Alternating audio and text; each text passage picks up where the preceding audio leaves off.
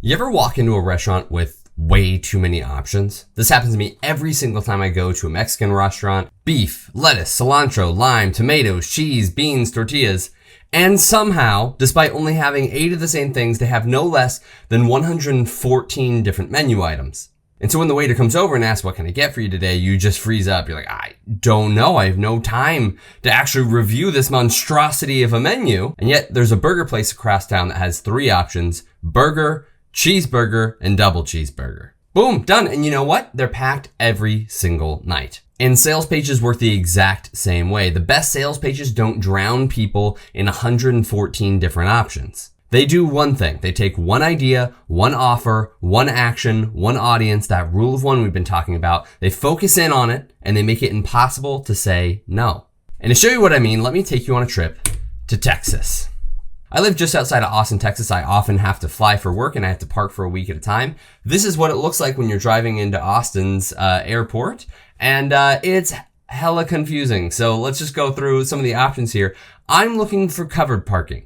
I don't want to be in the big lot being scorched under the sun. What do I want here? Okay, so we have economy parking. Maybe that's it. Is covered parking economy parking? I don't know. Rental return. Well, I'm not returning stuff. 3rd lane, arrivals. 4th lane, departures. 5th lane, cell phone lot, retail center, hotel, south terminal. Okay, none of those are the things that I want. So let me drive a little bit forward and I guess I'll default to economy parking. Okay, well, the lanes have changed. This is only like, look, it's like right around the bend. The second sign is right around there behind the trees. Here we are. We've made it to that. We have on the far left, instead of economy parking, we now have rental return. But I was reliably informed just a second ago that that was on the far right. So now economy parking has disappeared. It's merged into rental return, I guess. And the lane that it's pointing to, I think is not really a lane. It's this fake lane over here. And then if you go to this lane, which is kind of the far left lane, but also kind of the second lane, but also, what is it? I don't know. But it's garage parking now. Now, do you remember what garage parking was before? Is that economy or is that rental return? I don't know what that is. It's nonsense. So maybe economy parking merged with rental return, which is not really a lane that you can't use, or garage park. I don't know. Anyways, and now cell phone lot, retail center, hotel, south terminal has turned into departures. So I guess we could have pulled off for that a second ago. Best case scenario. Okay, so now we have to, all right, here we go. We're going to go a little bit further, just around the corner there. What's going to happen? Oh, economy parking's back, $10 a day. We have garage parking and rental return, arrivals, departures. Okay, so economy parking has reappeared. Rental return, despite just being in the far left lane, is no longer the same. Now rental return's in the same lane as garage parking. Does that make sense to you? Me neither. I still don't know. I probably want garage parking. But what I wanted was covered parking. It's still not super clear. All right, so remember, here's our next sign. Remember just a second ago when garage parking and rental returns were the same lane? So let's say you go straight past economy parking. You go around the corner here. There's a turn available. Because the actual rental return sign comes up first, you might be tempted to go to the rental return area in order to get to garage parking, but you would be wrong. You'd have to go a little bit further to actually arrive at garage parking. You have to go another 400 feet. Then you'll be at garage parking. And finally, God forbid, this whole time, you've been looking for short-term garage parking because that's just barely been mentioned. At the very beginning, we had economy parking and then garage parking, no economy parking. Now we have economy parking and garage parking.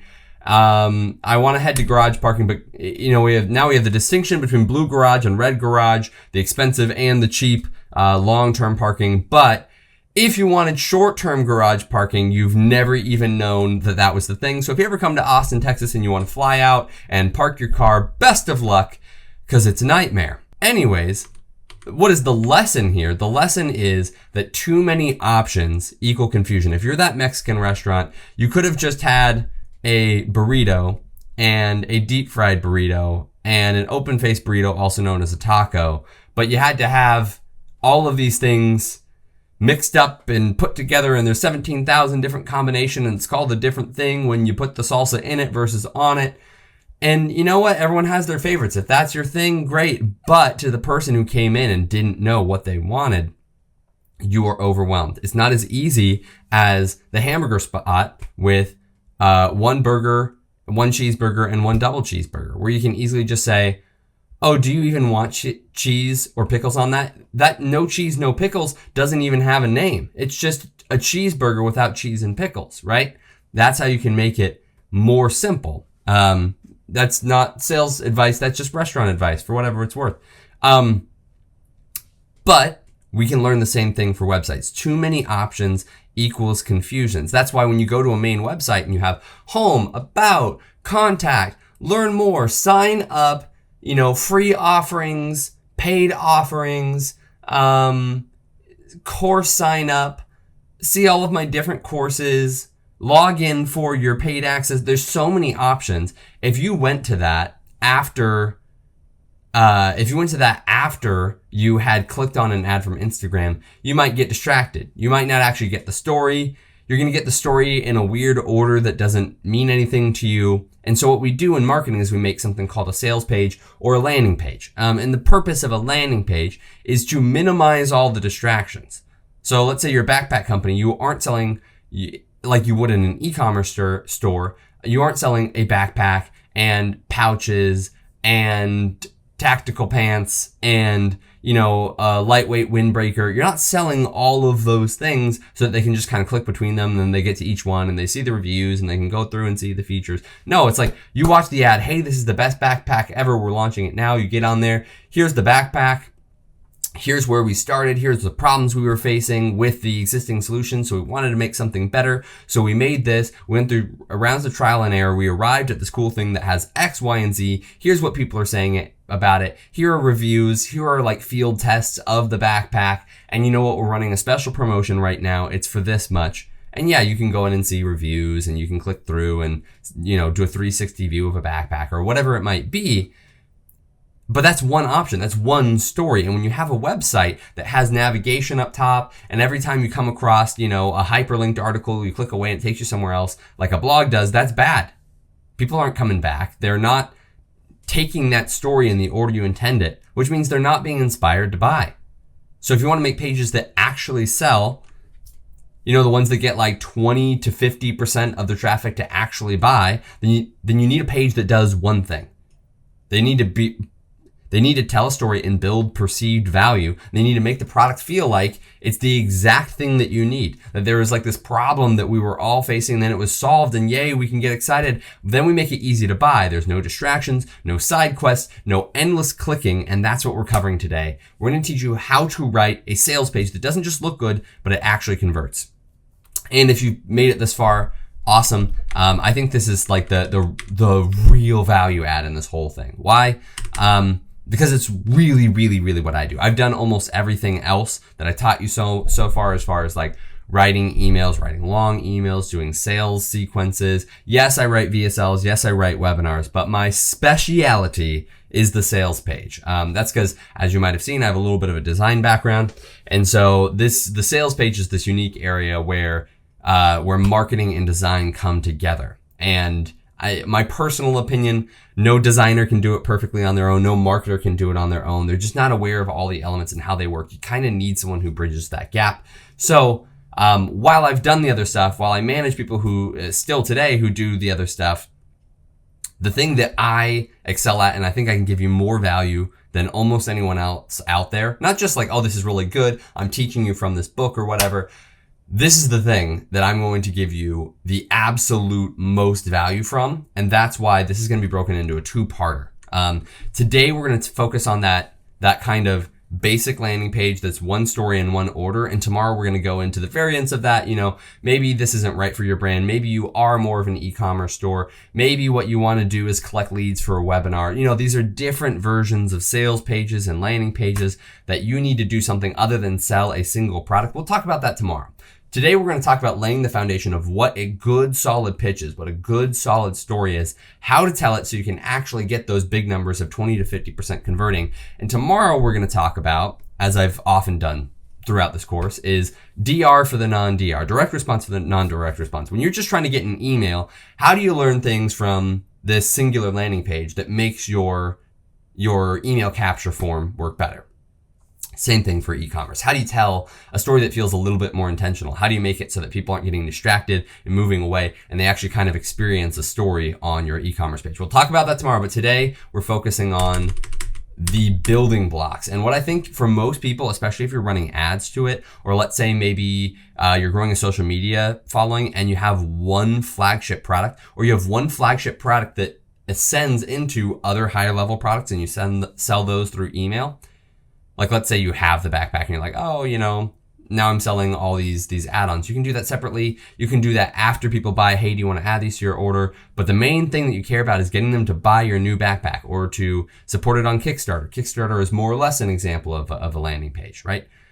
That is a great example of what we're doing here today. Just a single page that functions really, really well. So how do you write a high converting sales page? Today we're going to learn the only 7 landing pages you'll ever need, the questions you need to ask in order to write a high converting landing page, which is the smart profiling questions that we mentioned in episode 1, but we're going to go a little bit deeper into them today.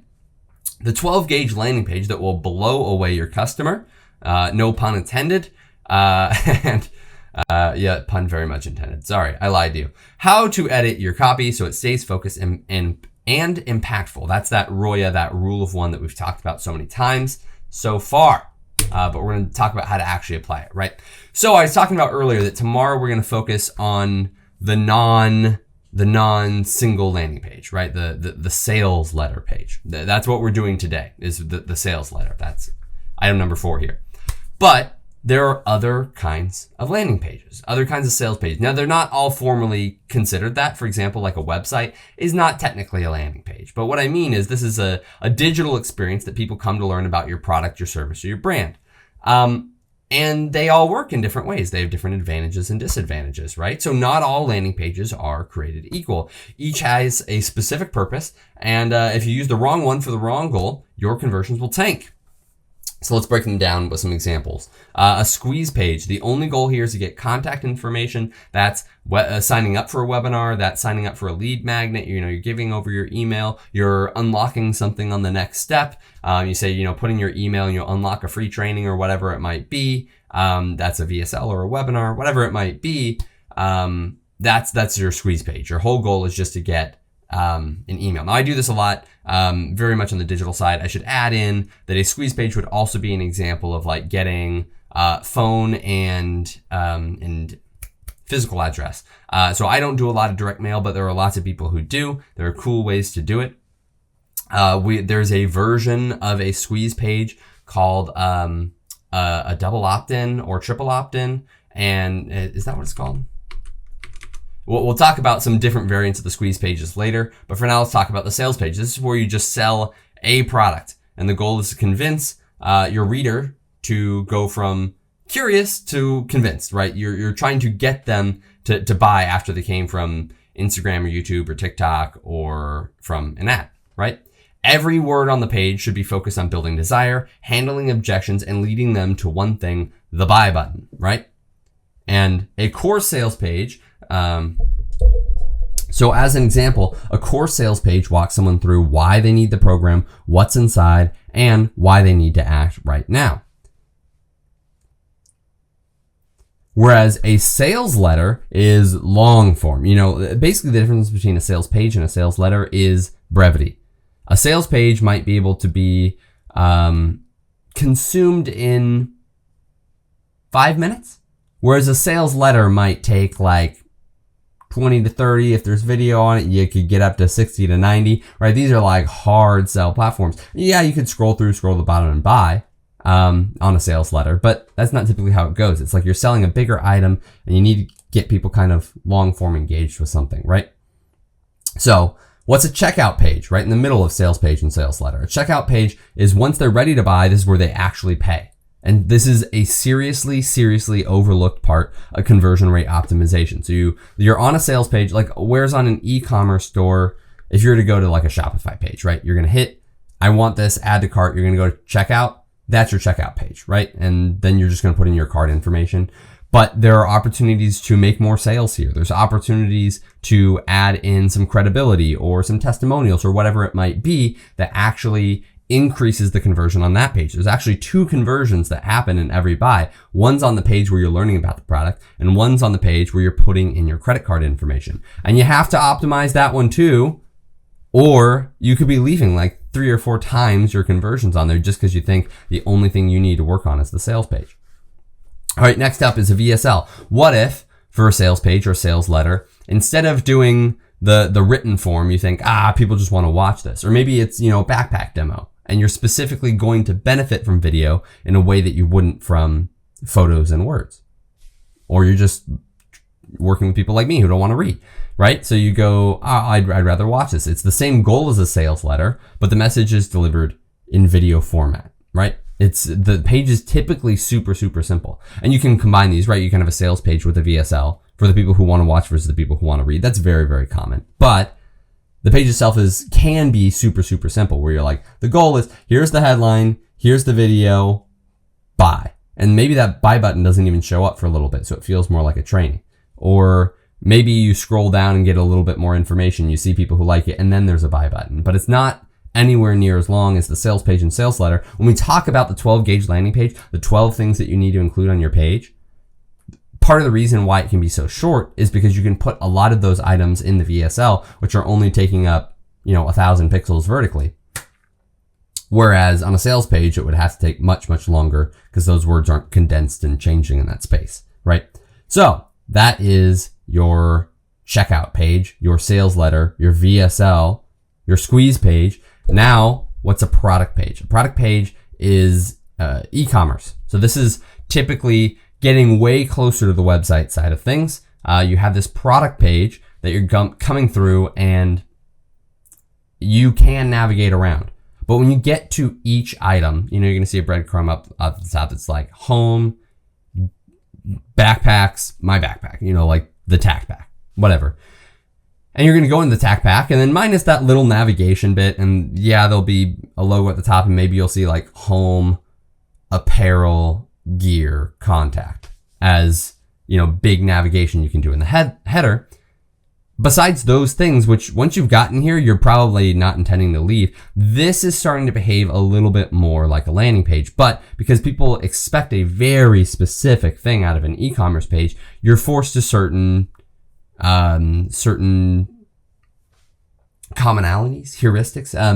With user experience, one of the things you should do is not buck trends, because people are familiar with trends. You confuse them when you don't go with the trends and they don't buy. So for example, if you're kind of on a Shopify page and you're kind of expecting, big picture on the left, or Amazon does the same thing, Walmart, any e-commerce platform, it's like big picture on the left, headline, some text about the main thing, and then there's like a add to cart. Maybe you can pick the quantity, maybe you can change the color, maybe you can change the size, but more or less it's the same, right?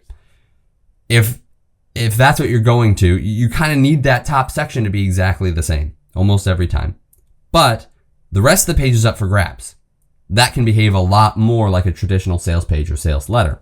And tomorrow I'll talk about how to do that with your product pages. And then you have your home page, the main page of your website, right? Which is like, you're going to have lots of navigation options, hopefully less, still better to have less. Sometimes it will get super unwieldy and it is what it is. There's this whole theory in user experience design, a decade ago, where the goal was to make people click as few times as possible. So what you do is you'd have like some sort of a navigation and people would mouse over it and then it would open up like 100 options and they'd have to go and select it. And the theory was that clicks were bad, and that the navigation was superior. And there are certainly cases where that is true, but there are also times where you're like, I don't really even know what that is. And really what you wanted was to click to sort of like our offerings page and then be able to, read 20 words about each thing instead of 2 words, like just the title. And you're like, is that what I want? And you click that, and you're like, no, it's not. So I have to go back, right? So it was actually confusing. So hopefully you're not doing that. Hopefully you don't have way too many options. If you are, you're probably outside of the scope of this. If you've got 100 different things you feel like you need to do through main navigation, you need to go to a UX class, not a copywriting class, to solve that problem. But if you have a simpler website, there are times where you're sending, like some people are really into this. I like sending traffic to sales pages and sales letters, but I'm typically not doing the media buying. So I know some media buyers also prefer that. And some media buyers are like, well, because Google and Facebook specifically kind of like people who are clicking through and spending more time on the page, which means they're actually going to decrease the amount of money that you need to spend on each one. It's not like an open market thing. They have a hand on the scale for what they want to see with ads, right? So because of that, some people like sending traffic to a website where they can come in, kind of go through a long homepage that feels more like a sales page. And then if they say like, oh, I want to learn more about this organization, when it got started, all that kind of stuff, then you can click through to an about section. Or, maybe I'm not ready to buy right now, but I want to subscribe. That's another option we can do on the page. Or, there's different ways that you can do that. And those media buyers like that, not because it's a superior conversion experience, but specifically because Facebook and Google are going to treat it a certain way, decrease the amount of money you're spending to get eyeballs, which means your total conversions will be cheaper. But it's not actually that the experience is superior for getting a sale right then after people go through the ad. So that's my heavily weighted opinion on that. I'm giving my opinion on their opinion, but I think that still you might find yourself in that situation. You might find yourself creating a sales page for those sorts of people. You might find yourself doing copy for those sorts of people. So it's worthwhile to learn everything. Learn how to write a good sales page, how to apply it to these other things, how to craft it, structure it, and make them persuasive so that clicking buy now feels like the only logical choice, right? So let's finally get into that and off the types of landing pages. So I've mentioned it several times throughout, and it's become more relevant than ever. The Ultimate Sales Letter by Dan S. Kennedy. It's no secret that I am a student of the direct response school of marketing. There's also the brand building school of marketing, which Dan Kennedy probably likes even less than I do. But I think I've talked about it before, there's the ethos, the pathos, the logos. There's space for building a brand, absolutely. But everything you put out should be done with a goal in mind. Even if that goal in mind is just to get them to watch more. With the very limited exception of like radio and TV ads. But if you're talking about something online and we're debating brand versus direct response, I don't need to make the sale every time, but I should connect the email. I should get people to, open more emails this week than they did last week. Those are the sorts of things that I'm talking about, is like, these are real tangible goals, and I should be writing with a goal in mind and get people to take an action with what I'm doing. And if you want to learn how to do that better than kind of anyone else, is Dan Kennedy. He's been doing this for years and years and years and years. This is like a copywriting Bible for direct response. It's just extremely, extremely detailed.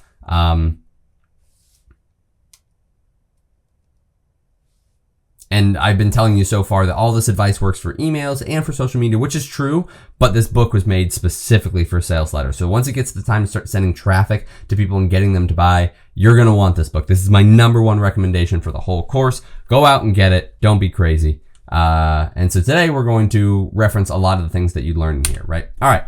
So I think I talked about this at the very beginning. It's writing a page with writing a sales. I think I talked about this at the very beginning. This is writing a sales page with the Rizzler. I always do that, like the Boulder from Avatar, but the Rizzler. I thought I was so clever when I came up with it. Dude, I've been writing this course forever. It's like a year and a half I've been putting this together. And the Rizzler has just become like a thing that people talk about. And so I'm like, I haven't published anything yet, but I'd never heard it when I made this up. I'd never done it. And now it's just like, oh, the Rizzler. Cool. Maybe my AI image is the only version of the Rizzler. Anyways, normally I tell you that before you start writing, you need to do your research. And I've just said, like, go to Amazon, go to Yahoo, go to Quora, whatever, research people. Go out there, look at your competitors and what people don't like about them. Figure those things out. Well, today I'm going to give you the actual questions you want to ask to get really concrete answers, to give the exact words that people need in order to buy. And this Rizzler, despite being like super, super common, I just feel like I should say it just to make the lawyers happy, that this Rizzler is not associated in any way with DC Comics. It's just a joke. It's Creative Commons. I'm not thieving anything. The Riddler was made up by DC Comics. I have no claim to it. This is just a joke. It's Creative Commons. It's satire. It's funny. It's funny. I'm making no money from it. I'm not selling anything with the Rizzler research. But here's the Rizzler. And I think it's worth saying, not only did I not take from DC Comics, I'm not going to take from Dan Kennedy either. This is Dan Kennedy, and all of these questions are his. These are his 12 profiling questions, right? What keeps them awake at night? What makes them angry or afraid or sad? What makes them happy? What drives them to be better? What are their daily frustrations? What trends are occurring in their lives? What do they secretly want most? What are their firm beliefs? What are their shakable beliefs? What objections do they have? What is their bias? And do they have their own language? All right. We're going to dive a little bit deeper into each one of those. But I think it's worth specifically on the objections that they have. On our webinar episode in a couple of days, we're going to do sales VSL webinar. I think that's the order. On our webinar one, so four episodes from now, I have something that I'm talking about from Jason Faldine, something like that. Hold up. Boom. This guy. His name is Jason Fladleen is how I pronounce that. Sorry, Jason, if I got your name wrong, but we're going to be talking about him. He's talking about how to write a good webinar, and it's very direct response. We'll talk about how to make that less direct response if that's what you want to do for your brand that you're working with or that you're running. But the single thing that he does so well is objection busting, like so well. And he's referencing Zig Ziglar. And so we'll talk about all that in a couple of days. But right now we're just gathering information to write a page to better bust those objections, right? How to break through them. But first, you have to ask those questions. You have to get a list of what objections they have so that you can actually address them properly on the page. You also need to ask all these other questions about their goals, their wants, their dreams, their fears, all that, right? So that we can eventually put that in. We can, as we're telling a story, we can touch on those points. So this is it. There's I think it's Ben Franklin, that says if you fail to plan, you failed. I think it's Ben Franklin that says, if you fail to plan, you plan to fail. And that is absolutely true with your marketing. You have to ask these questions. You have to answer them, or you're just going to write something that you think sounds good, but that doesn't resonate with your audience, right? Because when you understand your audience this deeply, you can answer these 12 questions. You don't have to guess what to say. You can speak directly to their emotions, anticipate their objections, and write sales pages that feel so personal, so relevant, that saying no becomes impossible. So before you write anything, you have to write these 12 questions. I know I haven't always done that in all of my things. Part of that is like, when I'm doing a backpack, for example, I know the industry pretty well. I am the ideal customer, so I've done it. But on the other hand, I'm also like doing like 4-hour things for you. And I'm not actually making something that I'm trying to sell from. But when I break into a new audience, when I get a new customer, a new client, this is what I do. You have to go this deep, and I might spend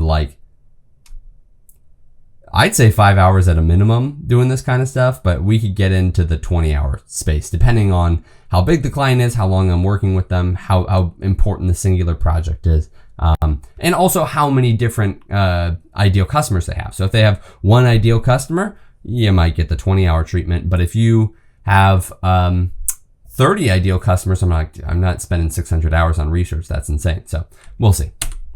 Next one. So once you have asked these questions, once you've gone through them, now we have the smart questions checklist, which is sort of like a part 2. It's like, all right, you ask these main questions, but when you actually started writing stuff, how did it go? Did you make use of everything you discovered, right? So here are the things that you need to make sure that your sales page checks off.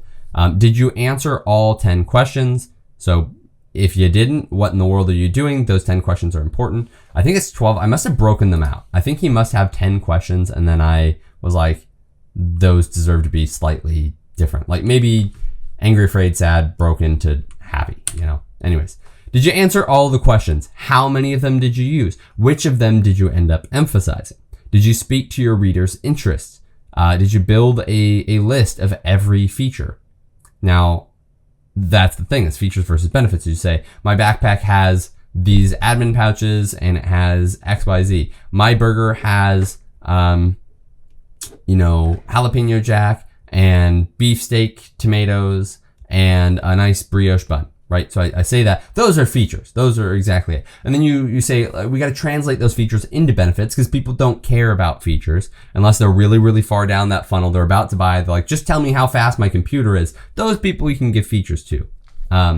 But most of the time you need to convert those features into benefits. I've talked about this before, possibly, that I would watch the Great American Food Truck Race and people come out and they'd say, we have Italian food, or we have authentic Italian food. Maybe that sells, maybe, but it's so close to a feature that people just walk by them and they think they're saying something cool, but they're not. You could say,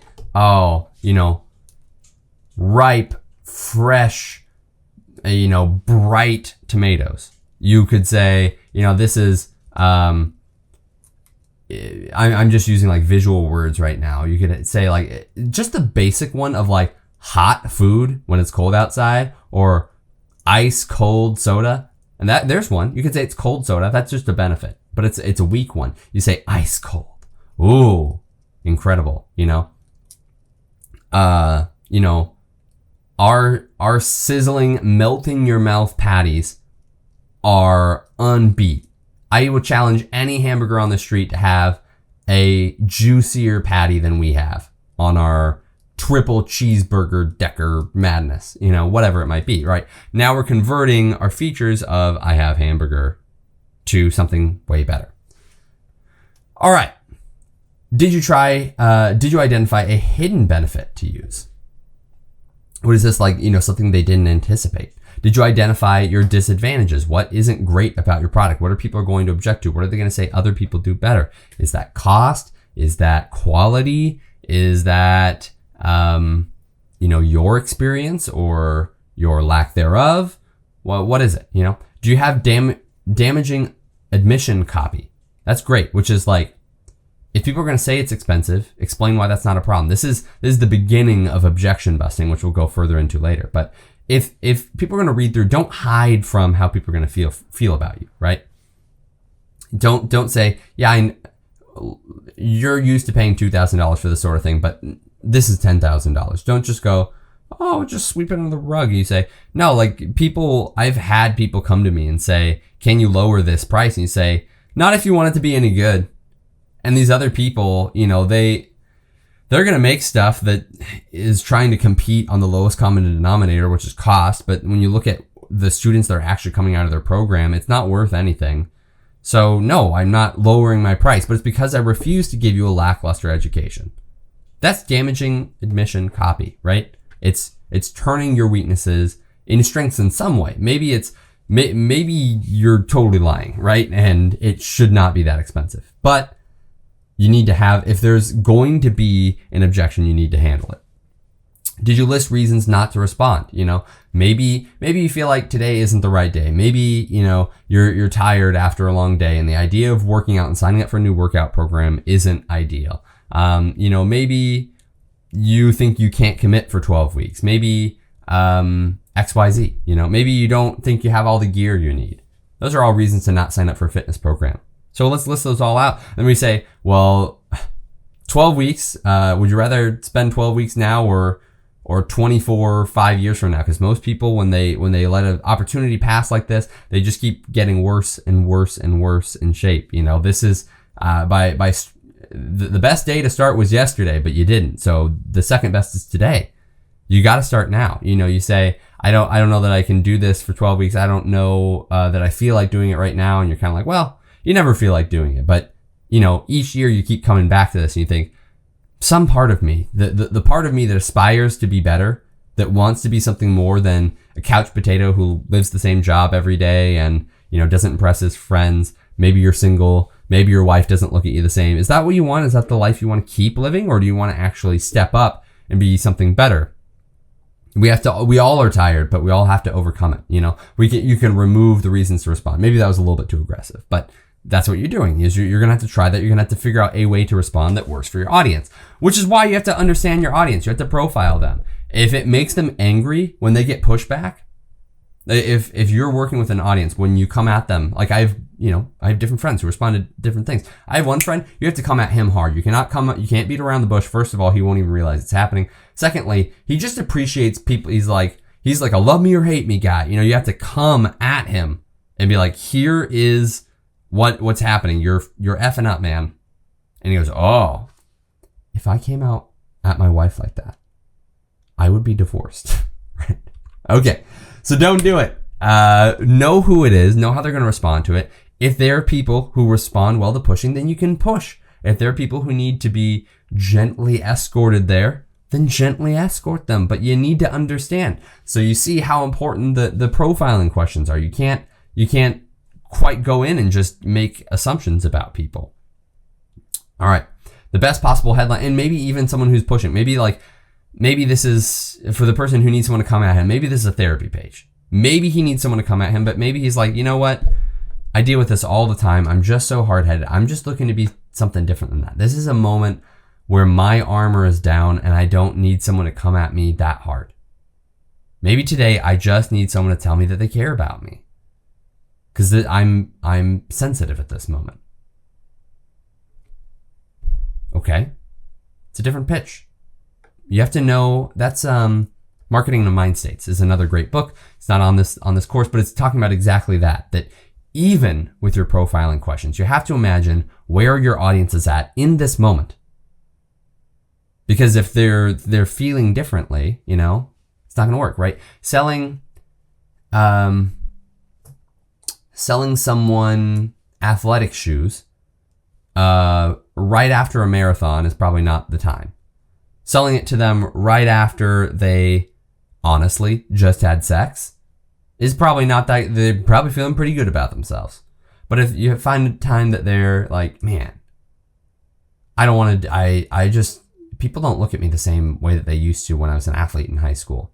It's a good time to sell people shoes. Also, just watching the Olympics, you're fired up, man. You're like, you're watching American Ninja Warrior. You're like, I wish I could do that. I don't even feel bad about myself. I just wish I could do that. That's marketing to mind states, right? You want to be there when they're thinking those thoughts and have a message that goes along with that. So anyways, went a little deep on that one. All right. So, what are the best possible headlines and subheadlines? I've said this so many times, but make sure it's a benefit. Make sure that you make this scannable for people. So when you're going through a headline and a subheadline, let's just say you wrote everything out long form, unformatted in a Google Doc. If people only read out of your 1,000 words, if people only read 25 words, which ones would you pull out? And they can't be longer than like 3 or 4 each time. What is that? Maybe 5. What are those things? You have to make that your headline. And if you feel like something still needs to be said after the headline, then you use your subheadline, right? But you need to understand that you can't emphasize everything. And so you need to find a way to pull out the most important things for the people who are aggressively scanning to either get them motivated enough to buy or motivated enough to stop and read the body copy. Did you present your offer or price well? So, you have a $10,000 coaching program and you say, I know this is expensive, but $2,000, they're just bad courses. Plus, they don't give you all of these other things. They don't have 20 years of experience. They have 2. And it's not the same. And it's not just my 20 years of experience. My whole staff of another 12 people have a combined 150 years of experience. And we're giving that all to you, right? We have bonus 1, bonus 2, bonus 3. We have a week with us that you're going to come out and do this live with us, and we're going to actually review your stuff. All these $2,000 coaching programs, they are not coming to you. You're not coming to them. You don't get a little vacation out of it. You're not getting the personalized treatment. You're just getting a recording. And that's not how we do it here, right? So now you build up why your price is super worth it. And that's what you call the best version of that is selling money at a discount or printing money, right? And so you say, like, for example, if you could say this, you make a deal with another company. You say, hey, will you give, let's say there's a marketing offer. Will you give people, you go to Google, will you give my team, because I know you do this sometimes, you say like, hey, for every $400 you spend in ad spend for if you're new, we'll give you $400 free in ad credits, hoping that just to get people to get some results and kind of get in and start spending money. And you say, hey, can you just make that deal available specifically to my students? And it's not about a new account. It's just like, hey, can we do this? And you say, okay, great. So when you sign up for my $100 course on Google Ads, not only are you getting all of these things, all this value, you're also getting $400 in free ad credit with Google. It's not that hard to get Google to do that. I don't know if they do that with a course. I'm just making an example of you're like, wait, I'm spending $100 to not only get the information, but to also get $400. You're like, I'm stupid to not say yes to this. That's the goal of selling money at a discount. It's just making it it's just super worth it. How could I not do this? Were you able to add a little intimidation? Now, this is getting into that heavy direct response thing. Do I like it? Yeah, when it's done artfully, for sure. So you say, yeah, you know what? There's been a lot of fitness programs over the years, and you could have done any of them, but you haven't. And let's be honest, your life has not gotten better. Look, this offer isn't even going away, but your chance to make a difference could be. You made it this far down the page. You are 80% of the way to saying yes, and you may never get this close again. If you want to just stop having a vague dream that'll never come true, this is the time, man. Because too many people let this pass by over and over again. This is the time, or you're never going to do it. That's one version of intimidation. Another version of intimidation is, we only have 30 spots, so you're going to have to get in fast. You could say we're only running this for Black Friday, Cyber Monday. You could, whatever it is, you can add a little urgency to it. You can appeal to ego. You can say, hey, people like you, they're doers, they're winners,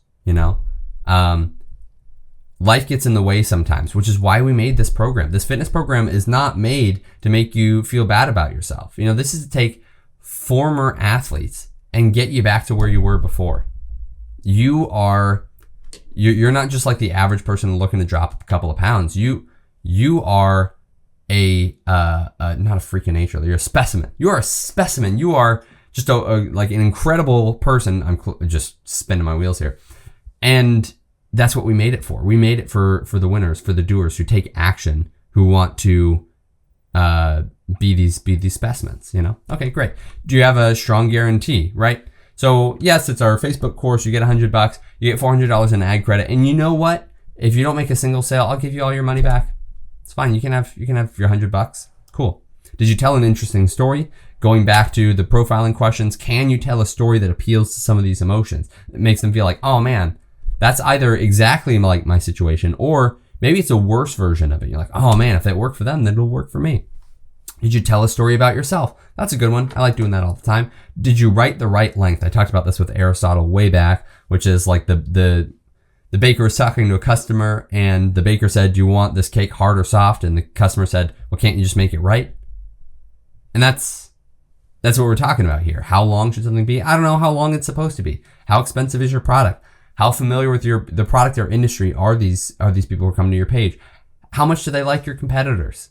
These are all different reasons why you have to go shorter or longer. You have to change the content that's in there. So just write the right length. You have to after you answer all these questions, make sure you solve all these problems, and then it's probably the right length. At least once you've gone through and done, the so what and prove it, you cut out all the extra stuff, all the extra fluff that doesn't need to be in there, all the excess words, then it's probably the right length.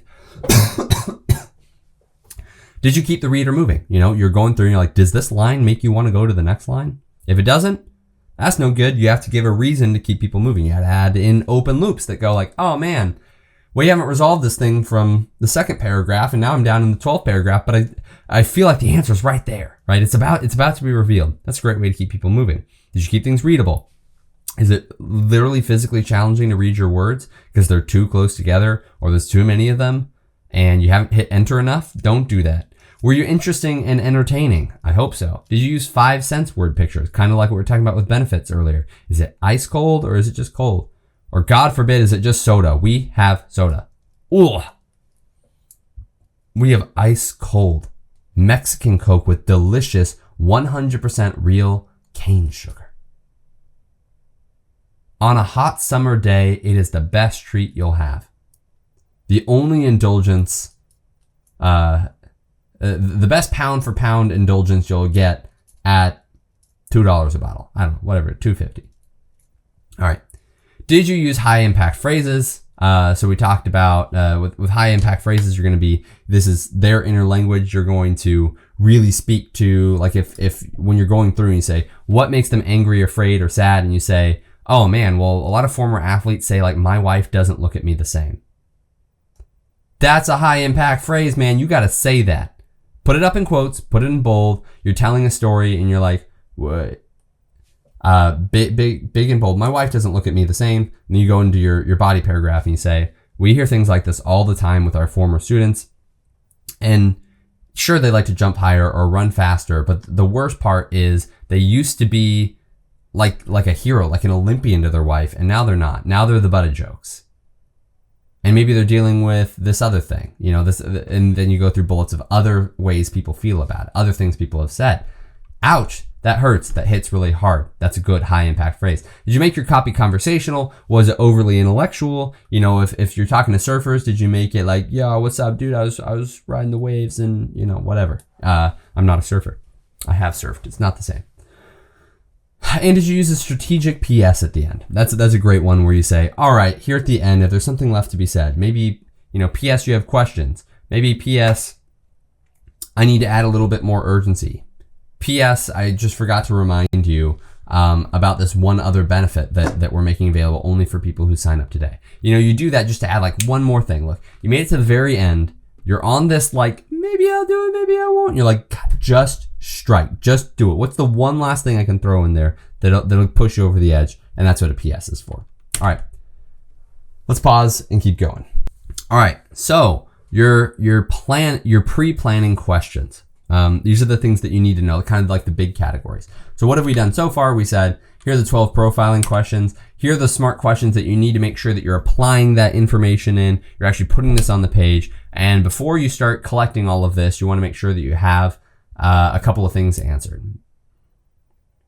You need to understand your customer's experience because sales doesn't exist in a vacuum. This isn't the first time they've ever heard about something in this industry. They're coming from somewhere, an ad that you ran, an email, a recommendation from a friend. Maybe they had bad experiences with a competitor. Is that good news or bad news for you? Is it they're distrustful of the whole industry now? Or is it that they are looking for someone who's better? What are their demographics? What are their psychographics? Now, for demographics, I think I've talked about this before. I don't love going after demographics. It can be some of the most readily available information, and also, in my opinion, some of the weakest, because being like, oh, this is how men think, or this is how women think, or this is how old people think, or this is how young people think, or this is how people from Texas think, and this is how people from Washington think.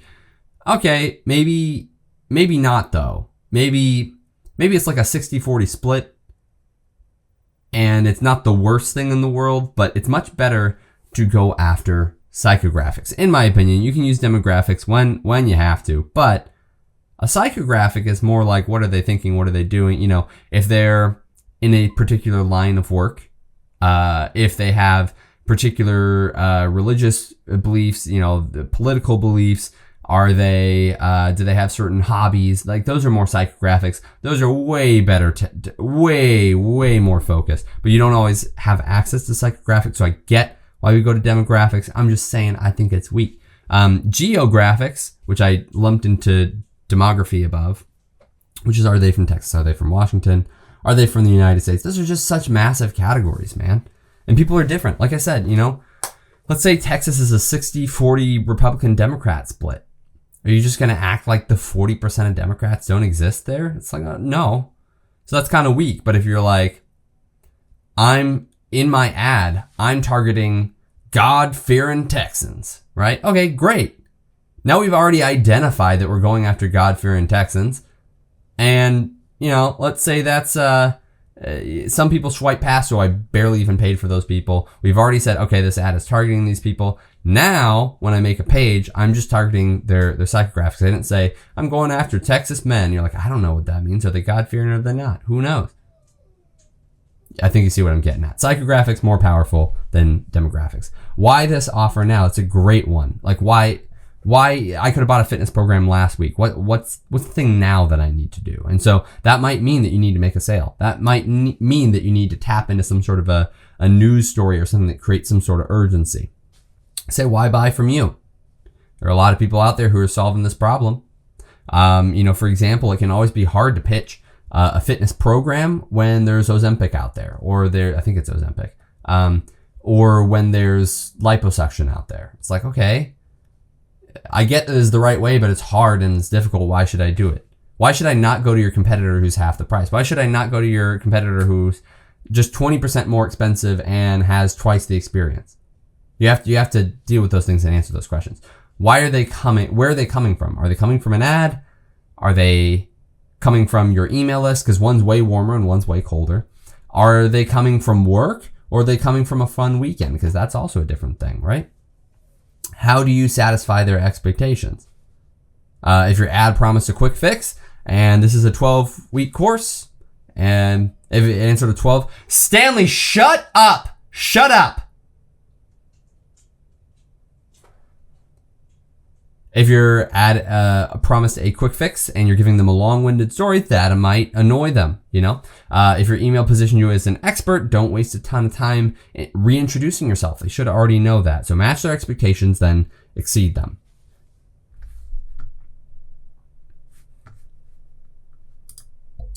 All right, so let's practice. We're going to put together an outline, and then we're going to organize it, and then I'll reveal the perfect landing page formula. The 12-gauge landing page that I've talked so much about. Can I get a There we go. Sorry, I'm trying to get my note cards. All right. So, for our live practice, we're gonna get some note cards or pieces of paper. I like note cards. This is very old school, but sometimes old school is the best school. Why? Because fads come and go. And if it was an old school fad, it is what it is. But if it's time tested, you should consider it, right? And if there's a way to modernize it, it is what it is. But all right, so we're gonna write stuff down on a sticky note or an index card. Every fact, emotion, testimonial story, anything you want to touch on for a particular audience, we're gonna write it down into some sort of logical and persuasive order. So this is advice from Malachi Walsh. So we're gonna write down all the key points on these cards. And then, why does this work better than it does digitally? You could get a Trello board or something like that, I guess. And the idea is that you can just move them in a different order. You're like, here's the best way to clump these together, and here's the order you should engage with it on the page. So that's how we're going to do this bit here.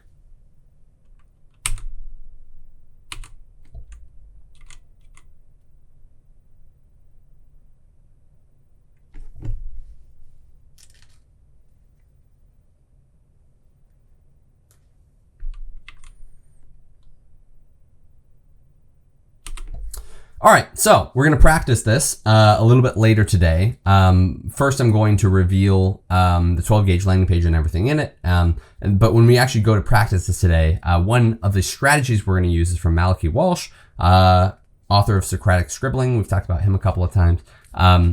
What he recommends is, as you're doing research, to write things down specifically on index cards. You could use sticky notes. Theoretically, you could use something like a Trello board or Notion. It has to be something very specifically where you can have a small thing and another small thing, and then you can kind of drag them and put them in new orders. That's very specifically what you need. Now, personally, I find that I am most creative and most quick on analog things. I did this when I was penciling out my my landing page design the other day. It's like, okay, sometimes, or I guess it was email maybe. You have to do it. Yeah, I think there's no replacement for analog. If you absolutely insist on it, you can, but I recommend doing some version of analog. And if you don't want to buy index cards, I don't know why they're 50 cents a pack, but you can just buy paper and rip it up. It's all good. But the important thing is that you're writing down ideas as you come across it, and you can rearrange them later. And you can sort them into a logical, persuasive order. Now, you go, maybe these three things, they're kind of similar, so I'm just going to clump them. Or maybe you say, this thing needs to go first, and this thing that I thought was going to go last, actually it makes more sense in the order this way. That's what we're going to do. And we're going to actually roll to get that sort of information. But first, some sales page formulas. The 12-gauge landing page. And I've talked a lot about Dan Kennedy today. There's a lot of different people with a lot of different theories about what needs to go on each landing page. And this is mine, right? This is kind of similar to the smart question checklist. So this is kind of like the in-depth, almost like play-by-play level analysis of a page. But what I made the 12 gauge landing page to be is good in almost every situation, right? If you don't know anything about shotguns, they're sort of like a Swiss Army knife of guns. It's good in all situations. They're not specialized. It's not like a sniper rifle, but like if you get a rifle barrel and a slug, you can hit a deer from very far away, like hundreds of yards. So yeah, sometimes you might need a custom solution, but this works in almost any of them. When you're getting started, this is perfect. When you're not just getting started, this is probably perfect. And then you can go through and be like, do I want to add any of these things in? Yeah, you can. But 12 gauge landing page is so good that they should be banned according to the Geneva Conventions. And that's what the 12 gauge. So 12 gauge shotguns are so good that they should be banned according to the Geneva Conventions. And the 12 gauge landing page is that good as well. They should ban it because it makes people buy too much stuff. Yeah. It makes people buy too much stuff. And I said before, this isn't Dan Kennedy's, this is me. It is a simplified version of what Dan Kennedy teaches in his book. Like I said, I made this specifically so that it could apply to these other pages that are maybe a little bit less direct response heavy. You're going to come across audiences that don't need all of this. Maybe it needs to be way more brief. Maybe they don't like the hard sell. So I stripped out the hard sell part and I call it the double tap close. So this is like the original sale, and it's like, all right, if you have to shoot a second time to down the guy, what do you do? And it's going to feel way pushier, but sometimes you're just with an audience, you have an expensive thing that you kind of need to do that, right? All right. So the 12 gauge landing page, adaptable, works for all pages, and injects a little bit of direct response in places where direct response isn't always appreciated, right? So here's how it works. First thing, we're going to introduce the big idea. We're going to hit them with a strong hook that immediately makes them want to keep reading.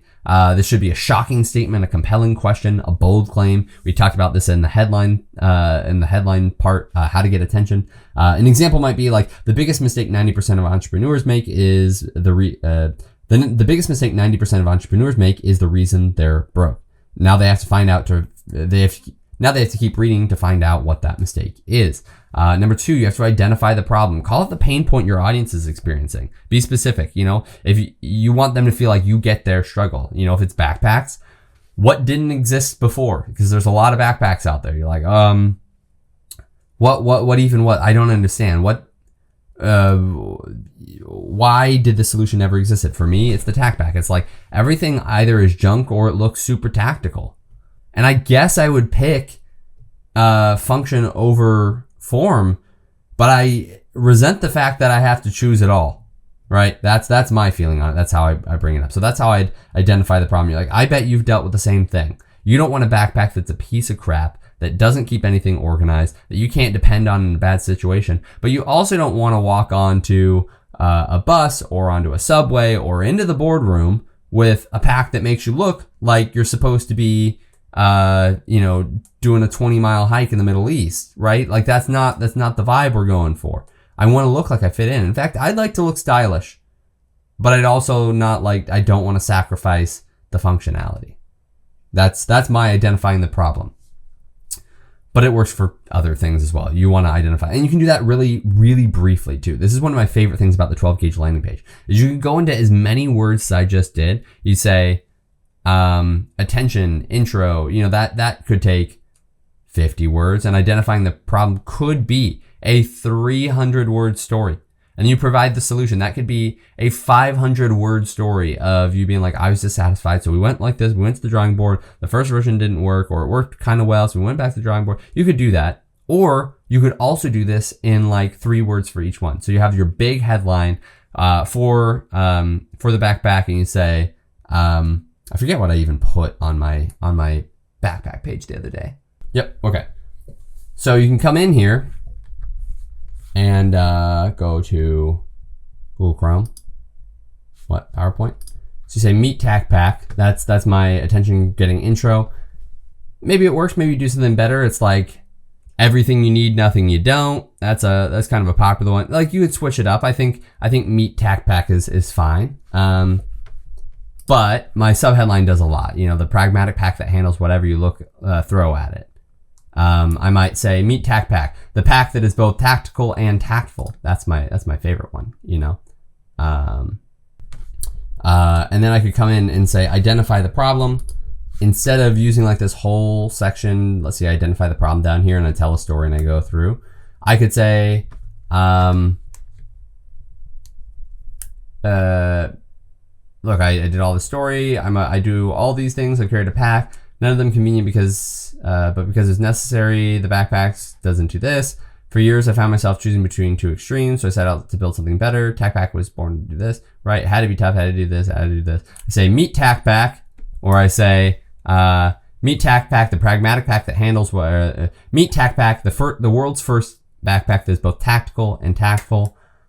I was sick of all of the backpacks. I was sick of choosing between backpacks that were either beautiful or functional. So I did something about it. There you go. That's my story. I told the identify the problem and the provided the solution in a single sentence, and you can do that too. So that's one of the fun things about the 12-gauge landing page is just how customizable it is. Then you can go in your credentials and backstory. If you want to, maybe you just put a picture off to the side and it's a little text under it and you say, so I did something different, or, it's a pop-up of you. It's a picture and then it has a little talking box and it says what I just said, which is I was dissatisfied with this, so I did something about it. It says like backpacker, bushcrafter, camper, and it just like writes it under it in like 8-point font. You can do that. You can just like, oh, here are my credentials and backstory. And you can use design, like I was talking about the other day, to put the same things in there in a way that just feels like it takes up less space. It's not written out long form. It doesn't feel like you have to read everything, but you pop across it like, oh, that's cool. Wow, they have a lot of experience. Cool. If I were someone who was in the Middle East for years, I've been in the army, and then all of a sudden I'm like, now I'm in the boardroom, and I can't give up the fact that I want something that works, but also I'm not on deployment anymore. I want something that looks like a civilian pack, man. And I'm wearing a suit. I'm going to DC sometimes. I'm going to the Pentagon. Dude, I don't want something that's ballistic nylon with molly straps on it. Look, these guys are ex-military too half the time, and I don't want to they would get it, but I don't want that. I want something better. You could tell that story too. It's not me, but if someone else was starting that, they totally could, right? You paint the picture of what life could be like. You're like, you could go into the boardroom now and not have this problem. You introduce your product. You give off the big benefits of that product, not the features, but the benefits. Why is your life going to be better? The big benefits, not features, benefits. What's in it for them? How does this change their life? Instead of 10 hours of video trainings, you would want to say like master sales in just 10 hours instead of lifetime access to our group, say never be stuck on your own again, right? You have to restructure the words a little bit. I want to go back to credentials and backstory and say that it's about making them trust you. Why are you the right person to provide the solution, right? That's what you need to be answering there. All right, moving back forward, going to eliminate objections. You need to answer the things holding them back before they even have the chance to say, but I don't like this. And so you can go through and say, all right, well, they're going to feel some type of way about the cost here, and you can address that ahead of time. And then you can make your Godfather offer. This is that big offer stack I was talking about. If you have a $10,000 course, you got to justify that. Why does this have more bonuses? Why does this have more cool features? Why does this more handholdy? Why is this a superior graduation experience than the $2,000 one? And by graduation experience, I mean, if you're 5 times as expensive, is it worth 5 times more? Are people making 5 times more? Are they more likely to be employed at all? Are they actually walking away with a skill set and people don't with 2,000? You have to justify that, and you have to print money. You have to add in all these things. You're getting a trip. You're getting a week out in California where you're going to be getting all sorts of advice from me. It is what it is. That's how you make your Godfather offer. Then you reveal their future self, which is like kind of the benefits, but applied. It's like, all right, now your life is, you're going to walk into a boardroom in the Pentagon and no one's going to look at you and think, this is just some schlub who did 3 tours in Iraq, right? It's going to be like, oh, this is someone I can respect, someone whose opinion I have to take into consideration. Same thing if you're in, a very civilian boardroom. You're pitching your new thing to investors. You're, just coming out in front of the board of investors, and you're like, okay, here's what we're doing. Here's my new plan. We're going to do it this way. You want to be taken seriously, and now you will. That's how you create their future self. Then you can do the offer stack and bonuses. This is kind of related to Godfather. Often it happens all together, but it doesn't always happen that way. Sometimes you reveal your Godfather offer and you're like, so I made the tack pack, right? So we handled all the stuff before. You're like, here's everything that's actually included in the tack pack. When you get the tack pack, your life is going to be like this. And now we're going to talk about all of the additional things that you get in this offer. I often lump 9 and 11 together, but you don't have to. You can put them in different orders. And finally, the risk removal and final objection handling. This is when you say, hey, we have a money back guarantee, or, if you don't like it within 7 days, you'll get your money back. Or maybe this is a trial, so there's no risk at all. You go into social proof. You're going into all sorts of testimonials. You're going into, these are 5-star reviewed. These are, videos of people, or written statements from people who really love this product. Just kind of overwhelm them that other people like this, and make them feel like there's no way they can lose. So if you want to, if you don't at least 3x your investment in 90 days, I'll refund every penny, no questions asked. It's like, that's a pretty strong guarantee, right? And there might be some fine print there that it's like, all right, well, I actually have to see that you took some steps. But whatever, you can do that. So this framework works, right? It works really well. It's simple. It's structured. You can move things around a little bit. You can make it long and make a really long sales page, or you can make a really short sales page, just by doing these steps in a shorter way. But all of these elements should be there, or at least like 90% of them should be there on all of your pages. So if you're super direct response, you're super pushy, you really need to make this sale, or, it's a big item and you feel like you're never going to talk to this person again, and you really feel the need to go after the double tap close. This is bringing it more in line with Dan Kennedy's suggestions. We're going to go to the 12 gauge, and it's that like very classic sales letter thing, right? Add on after you do risk removal, then we're going to go for the double tap close, and we're going to make a second call to action. So you say, all right, so we've already talked about this. We've gone through your objection busting. We've talked about all your testimonials. It's time to buy. Here's your call to action. And you give them a reminder. You say, hey, there's an amazing deal that we're having today. Here's the value. Here are all the bonuses. Here's everything you're walking away with. At this point, it still may not feel the most pushy. And then you're going to issue a warning. You're going to say, this deal won't last forever. Or I'm only taking X amount of students. Or like I said earlier with the fitness thing, I was like, let's be honest. You're never coming back to this. Like, this may be the furthest into this sort of a life-changing program pitch you've ever gotten. And you've never done it before. But this time something seems different.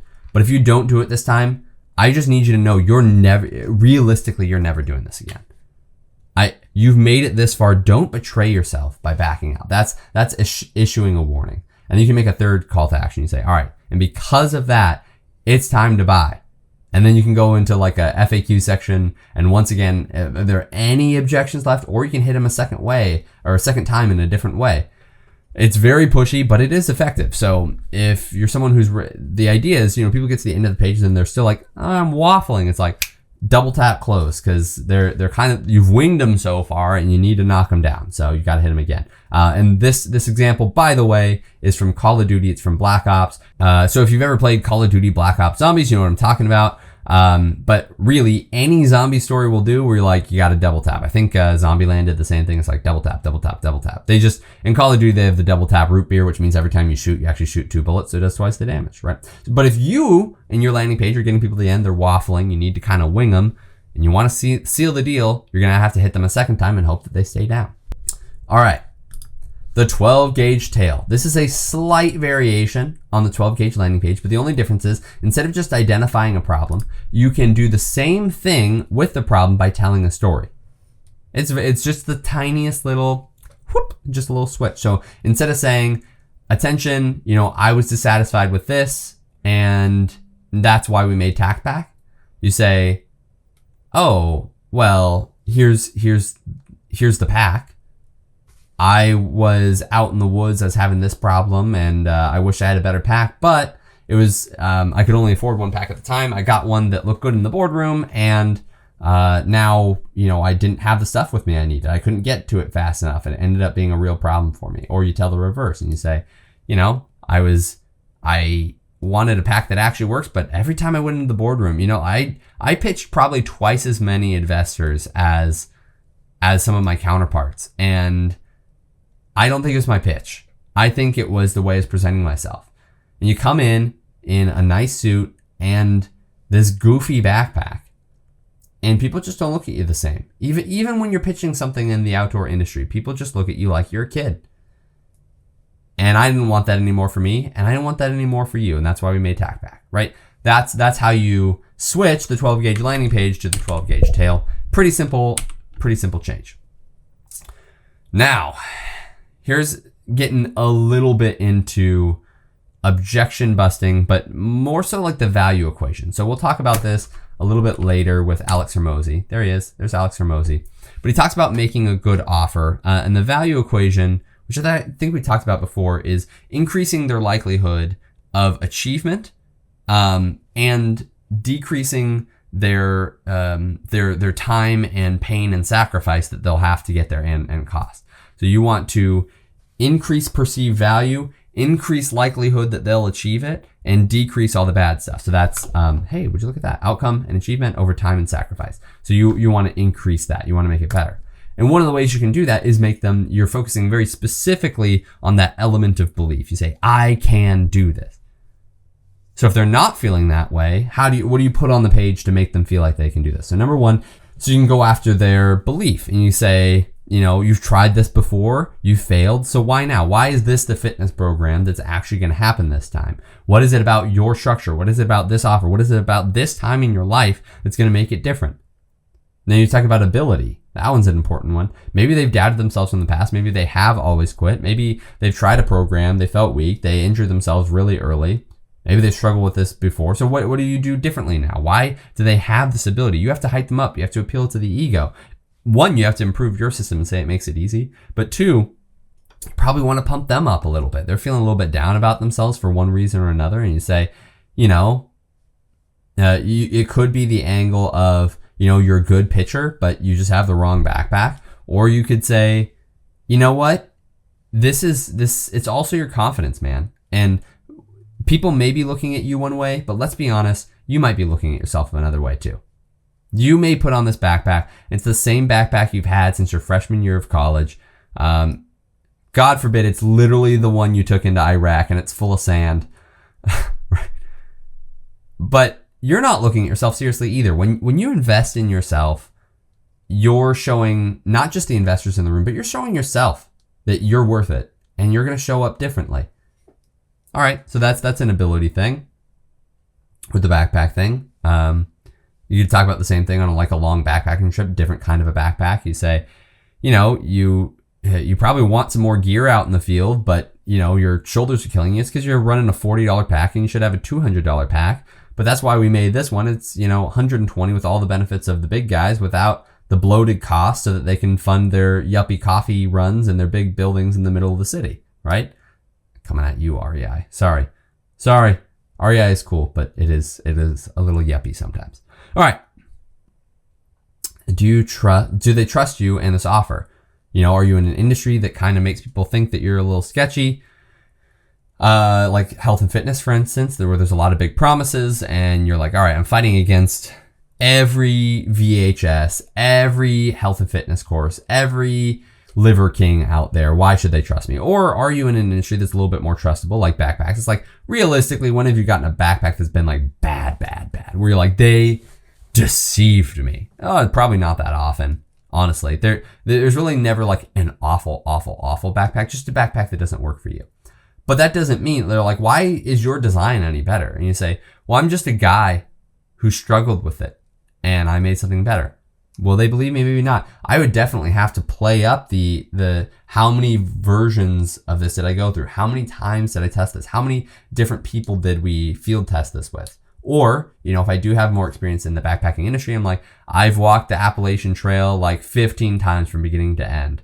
Or I was in the Middle East. I've done tours all over the world. I've done special operations all over the place, and I do need to blend it. I made this specifically with that information. Okay, that's a good way to get people to trust you. So you need to find a way to get people to trust you specifically, the person bringing the offer. All right, so now what are they afraid of? Because fear stops people from buying. It's fear of risk, fear of failure, fear of change sometimes. Even sometimes, like, it is comfortable to be like, oh, I want to get fit. But, if you're in a family, you have to go to Thanksgiving, it's like, all right, well, this probably means that I'm going to turn down some invitations to go out to the bar, or I'm going to turn down my fourth roll at Thanksgiving. Or, if I'm just the jack dude in the room and my family is just not always the healthiest, it's going to be weird. Sometimes you can actually experience alienation from your own success, and that can be scary too. So you have to overcome that. You have to say, all right, you could be afraid of all of those. You have to acknowledge them and then eliminate them. Identify conflict. So who do they need to become? If it is an ability thing, if it is a confidence thing, if you're like, hey, look, you're the kind of person who sees a fitness offer and you walk away. You only signed up for the gym because it was $10 and your friends were doing it. And the second they bailed, you bailed too. But this time is different. You've made it 80% of the way through this page. You're becoming a different person. But this program is designed to take you all the way there, right? This is the time that's different, and you're actually becoming a stronger person, a more resolute person. And that's what this program is designed to do. But let's be honest, you're already partway there, because there's a part of you that's always had that fire, and we're just adding fuel to the fire, right? We're just trying to wake that fire up, but it's in there. So now we're switching their identity a little bit to say, all right, we had this conflicting, well, I'm just this, I'm just weak, I'm just kind of, I'm not that guy. You are that guy. I see that in you. Damn it. Come on out. All right. So that's going through that. That's, giving them a new identity, because they don't see themselves as the kind of person who succeeds, and your job is to shift that identity. If they see themselves as bad at sales, you need to make them believe that they can be great, and it's something in them. It's not just this program, it's also something in them. You also want to awaken a part of the ego, right?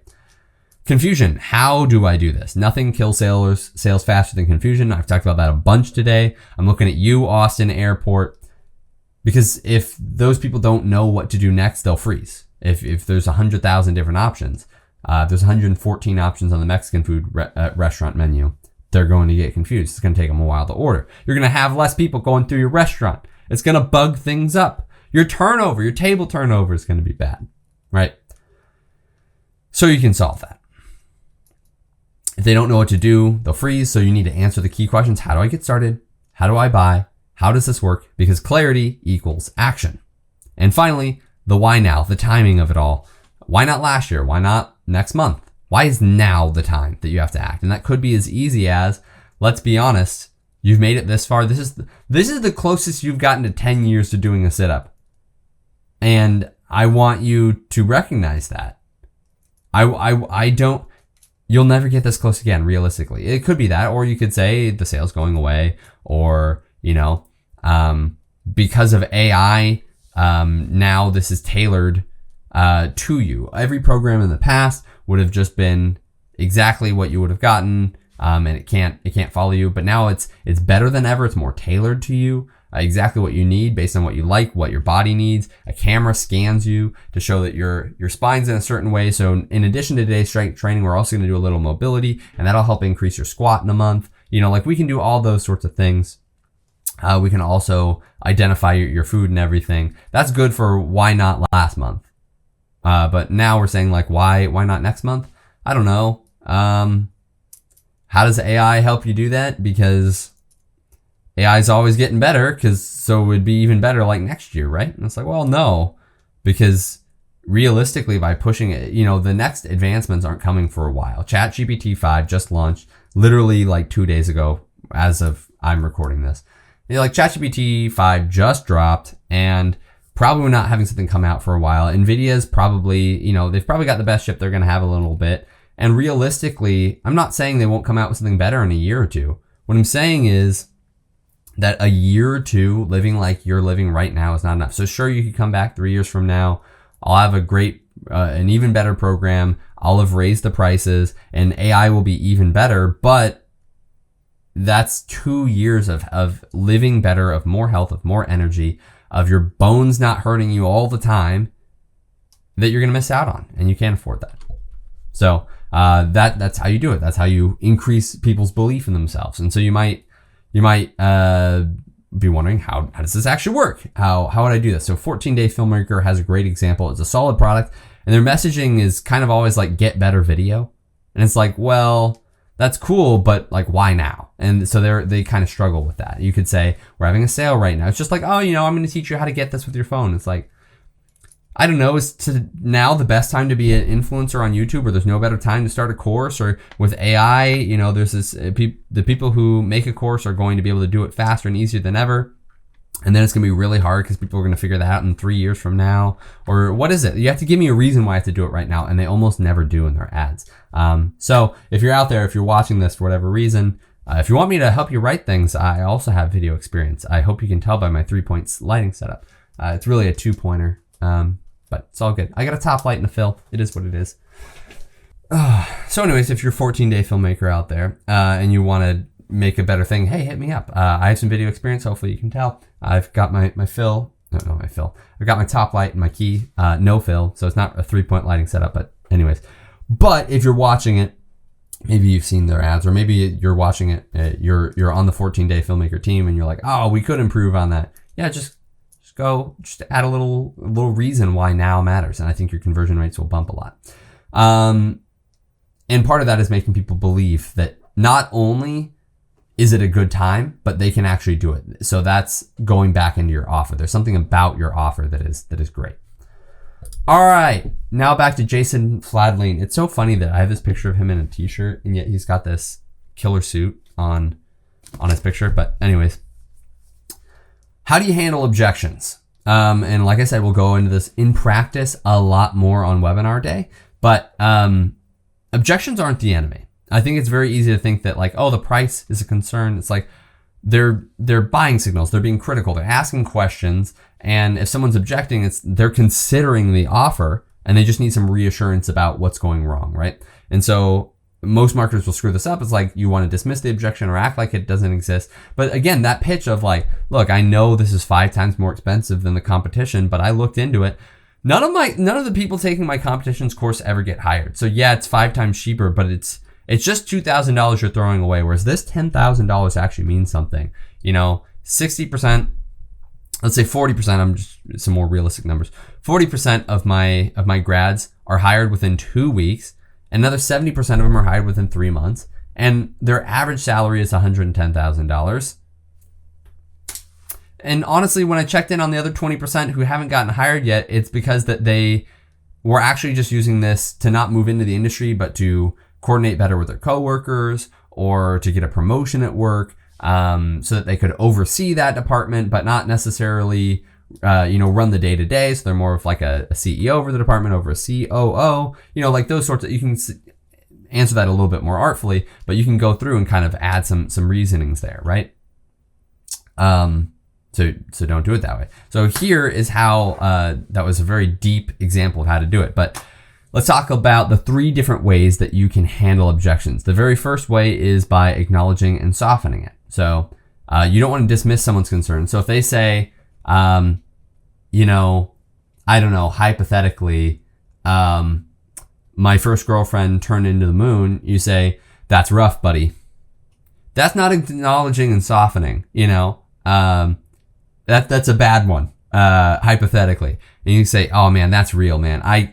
People are losing people all over the world to different things, but like, let me be honest, she's only like half dead. You know how many people died from the Fire Nation attacks or from Earthbender terrorist attacks or whatever in recent memory? I don't mean to come at you. It's terrible, but in some ways she's still alive. She got to do her family and her tribe proud by turning into the moon. And at least it wasn't like a gruesome, horrible death, man. That the world is full of that right now. And at least it wasn't that, At least it wasn't your father burning your face. Maybe that's a bad one that made it too much about him. But that's acknowledging and softening, right? So you can validate and reframe. This one's really popular, I think really good in the fitness industry, where you say, it's going to be hard. It's going to take 12 weeks. Realistically, you're going to have to eat a lot differently. You're going to be really sore. You're probably going to feel tired and achy and drag around, But you need to reframe it. So you go, yeah, no, that's real. Like this program isn't going to be easy, but it is going to be the first one that helps you do it. This isn't going to be easy. And a lot of people feel that way. And unfortunately, that feeling is the enemy. It keeps them from reaching their goals. It keeps them on the couch. It keeps them with the same or worse physical condition than they've had for the last 10 years.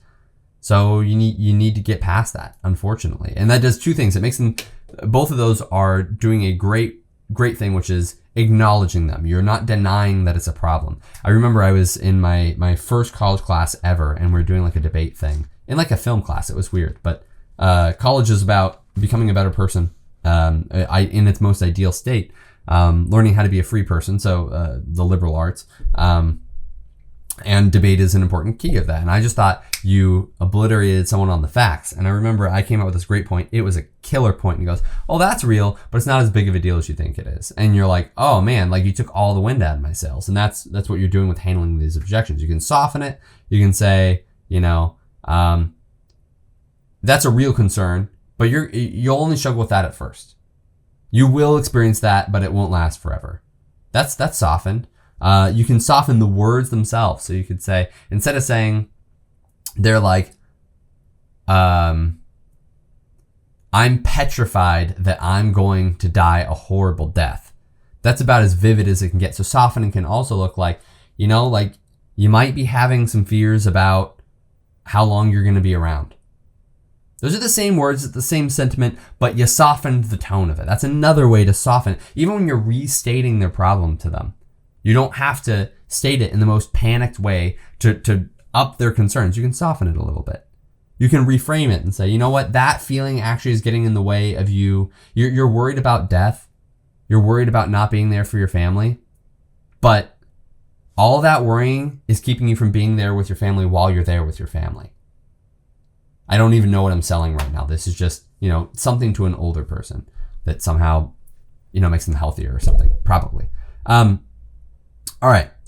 And then those two things, the reframing and the softening, it turns the objection into a choice. It's like there's a way out of this, and you should know that. And you can stack these as well. Number 3 is that you present a target, which is your offer. You're like, all right, let me just, you're having these feelings, but that's actually something that we deal with. So you transition from the concern to the solution. You say, it would be wrong if people said, most people fail because they don't stick with the program. It's like, okay, maybe, but why don't they stick with the program? That doesn't make me feel better. Is the program really hard?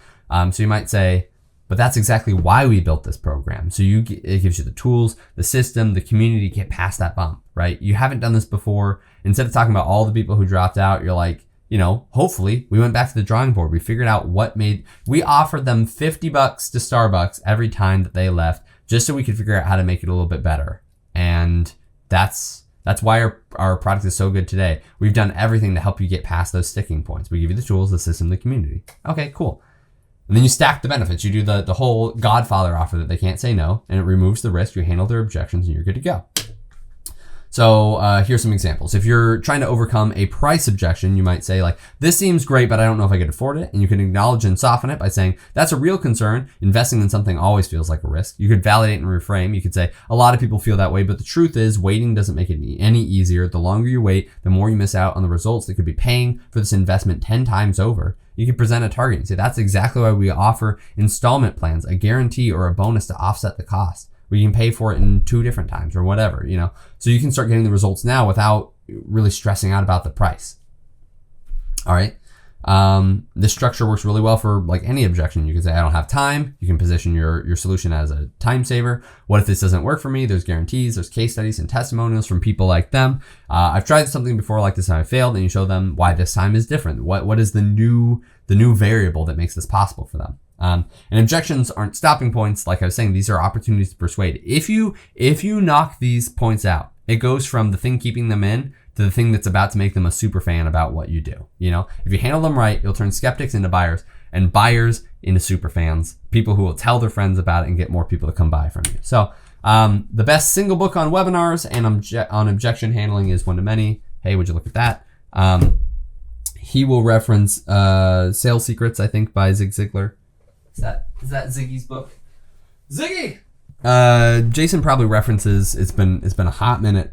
He probably references multiple Zig Ziglar books, but he has Secrets of Closing the Sales, Zig Ziglar does, that he's like, hey, I just repeated these talking points over and over until it became second nature to me. So there's kind of 2 book recommendations there, but he puts a lot of them in here. They're really good. I would highly recommend this book. This book is top 5. So if you have it, good. Now, good offers. We talked about this a little bit. Now, for some of you, this may not be relevant to you. You're just like, I just came here to be a copywriter. I'm not going to be able to create an offer. The thing is, once you do copywriting enough, you become like a marketing psychology expert and you get brought in to do different things. So you might create good offers someday. But even if you don't, I want you to take this into consideration, because ideally you become a good enough copywriter that you get to pick which clients you work for. And you can use this to say, I'm not even making an offer. I'm just saying, who do I even want to work with? Who even has a good offer that I can write well for? All right, so either way, this is relevant to you. And if you want to make ridiculous amount of money, then you need a grand slam offer that Alex Hormozi talks about. It's not just a good offer. It's not an okay offer. It's a can't ignore it, have to have it, life-changing offer. You have to get after it. It's perfect. And according to Alex Hormozi, that comes down to a few key factors, which is finding a starving crowd. The man overboard test is, if they were drowning right now, what would you give them to make them not drown? Don't pick a goof market. I highly recommend against goof markets. I think good markets are worth going to, though. And also finding a market where they're ready to buy. The bigger their pain point, the more they'll pay to fix it, because so you actually experience it inversely, where you're like, oh man, you think that I want to sell to the former athletes, but it's like, I don't know, someone who's like about to die, or they got a really bad diagnosis back, they might be willing to pay a lot to solve a problem. So weight loss is a great example, obviously. I literally wrote that. If someone gets told by their doctor you have to lose 50 pounds or you're going to die, you'll probably pay a lot to do that, unless you really are not enjoying living right now. But that's beside the point. Your job is to find the people in massive pain and help them solve it when you're creating an offer or you're evaluating an offer, right? You target people with purchasing power. That's a big one. All right, so the Grand Slam offer, you have to have that Godfather offer, the killer offer. What does that mean? You need to find a starving crowd. We'll edit it in. And then it's important to realize that the grass isn't always greener. You need to pick a niche that you know about. There is someone in that niche that is experiencing pain that isn't being addressed that you can work towards. You don't always have to move to a different industry because it could be a fad thing or whatever. No, go where you can provide value, go where people are experiencing pain, and then provide value and relieve that pain. It's also really good to sell to rich people, just in general. There's several books on this that you could read.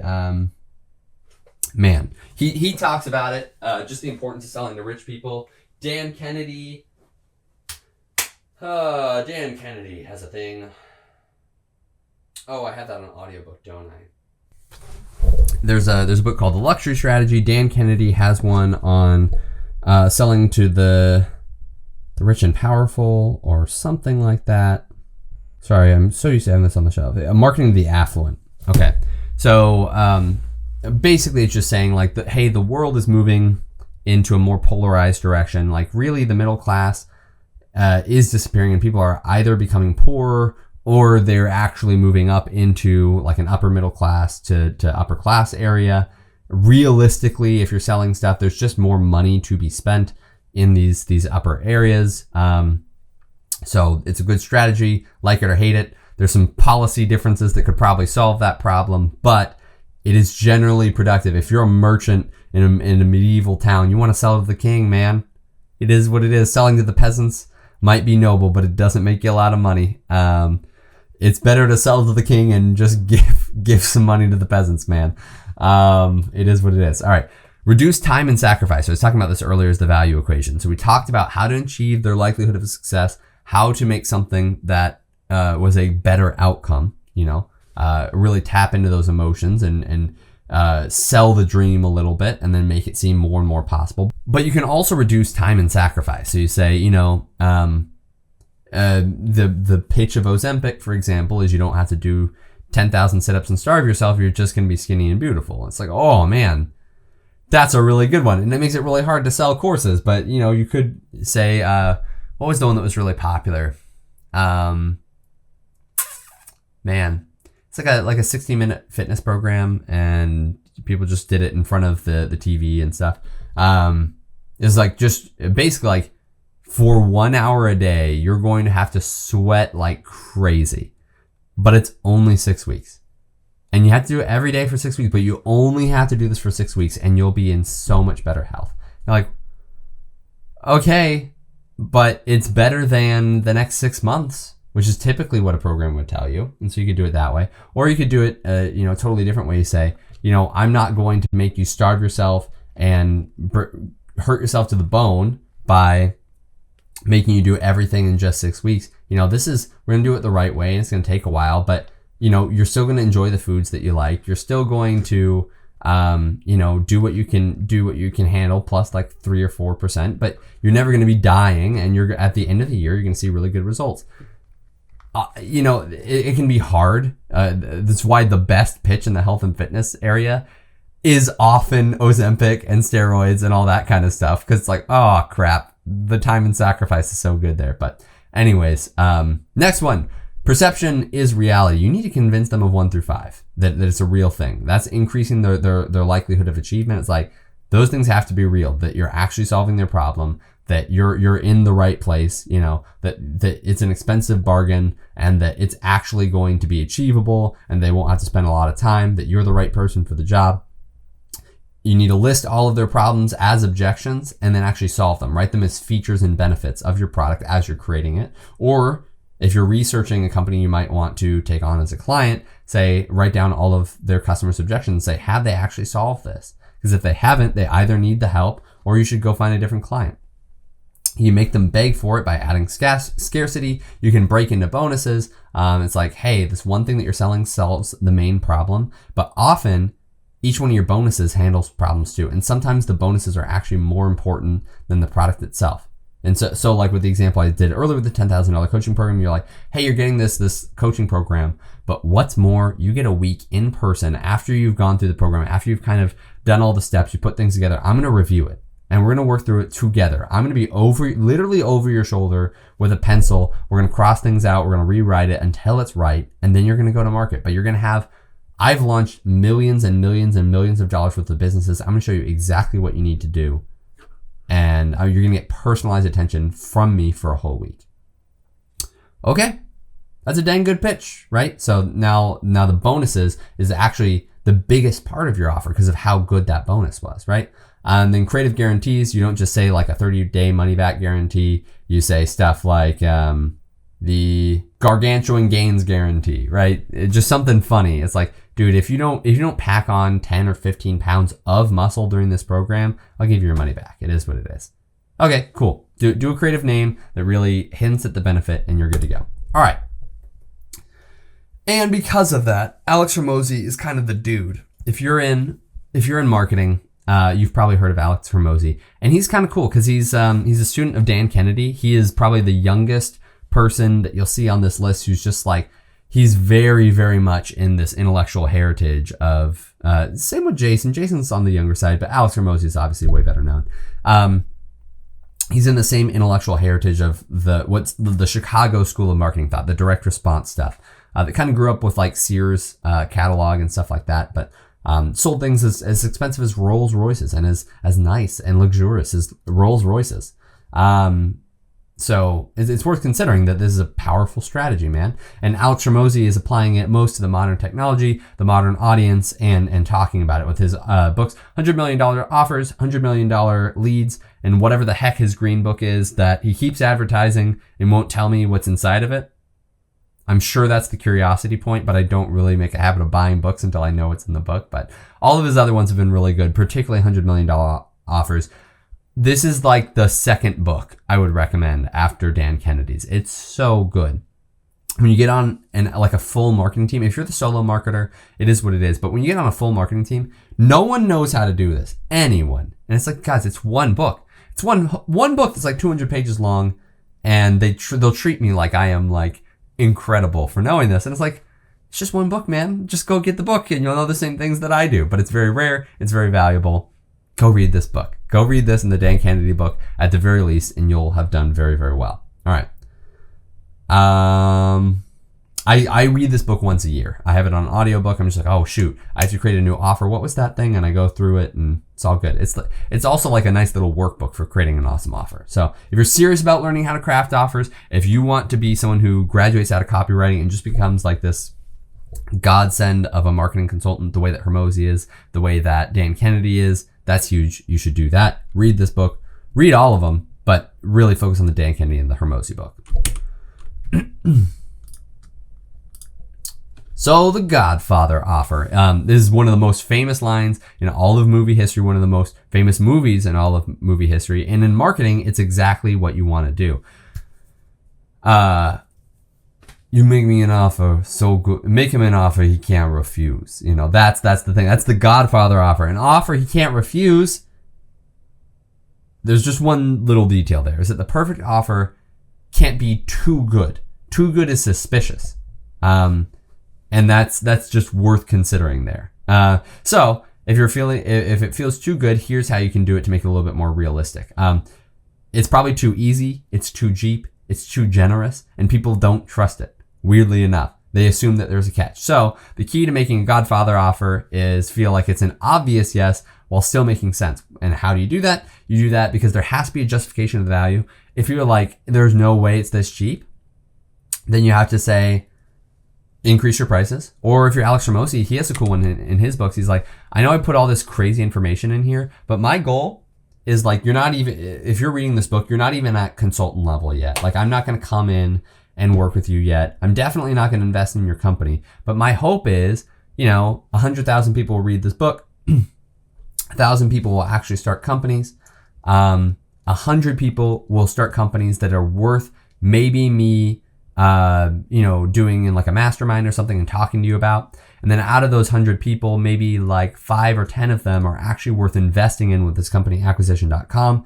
And so it's like, ultimately, it's worth it for me to give this information away for basically nothing, because some of you are going to make it. I'm going to invest in some of you. I'm going to make a lot of money off of you doing well. And it's all going to be because you follow my philosophy. We get along really well and we make money together, which is awesome. So that's his justification for the value. But that's an objection. Why is this so cheap? It's actually an objection, and you can handle it in a different way. So you have to make it sound good but understandable. All right. So one of the best examples of creating a killer offer that I've seen is by another direct response marketer, Gary Halpert, very old school guy. And the whole thing is they're giving away free diamonds. Talk about printing money. You're giving away free diamonds, and yet they managed to make it sound reasonable, like it's an offer that isn't too good to be true. So and as a note, like personally, I would add a note about being like, thank you for being a local customer. Maybe even plant the seed for like, thanks for bringing us your business, to form their identity around supporting the shop. But all that being said, I think it's already a good message, right? So here we go. Dear valued customer, I'm writing to tell you, and this is older, so you'll have to put up with the older, like antiquated wording, but dear valued customer, I'm writing to tell you that your name was entered into a drawing here at my store and you've won a valuable prize. As you know, my store, ABC Jewelry, specializes in low-cost, top-quality diamond rings and diamond earrings. Well, guess what? The other day, we got in a small shipment of fake diamonds that are made with a new process that makes them look so real they almost fooled me. Anyways, I don't want to sell these fakes because they could cause a lot of trouble for the pawnbrokers around town, so I've decided to give them away for some of my good customers whose names were selected at random by having met my wife Janet, put all the names in a jar and pull out the winners. So you're one of those winners, and all you've got to do is drop by sometime before 5 p.m. on Friday and you'll have a 1-carat diamond that looks so good it'll knock your eyes out. Sincerely, John Jones. P.S. After 5 p.m. on Friday, I reserve the right to give your prize to someone else. Thank you. Pretty simple. Now, like I said, if I were writing this now, I would modernize it a little bit and say, you know, like, I let me just kind of live edit it here. I might say like, dear so-and-so, because I don't need to do value customer. That definitely ruins it a little bit. So let's say, dear Susan, I wanted to let you know that,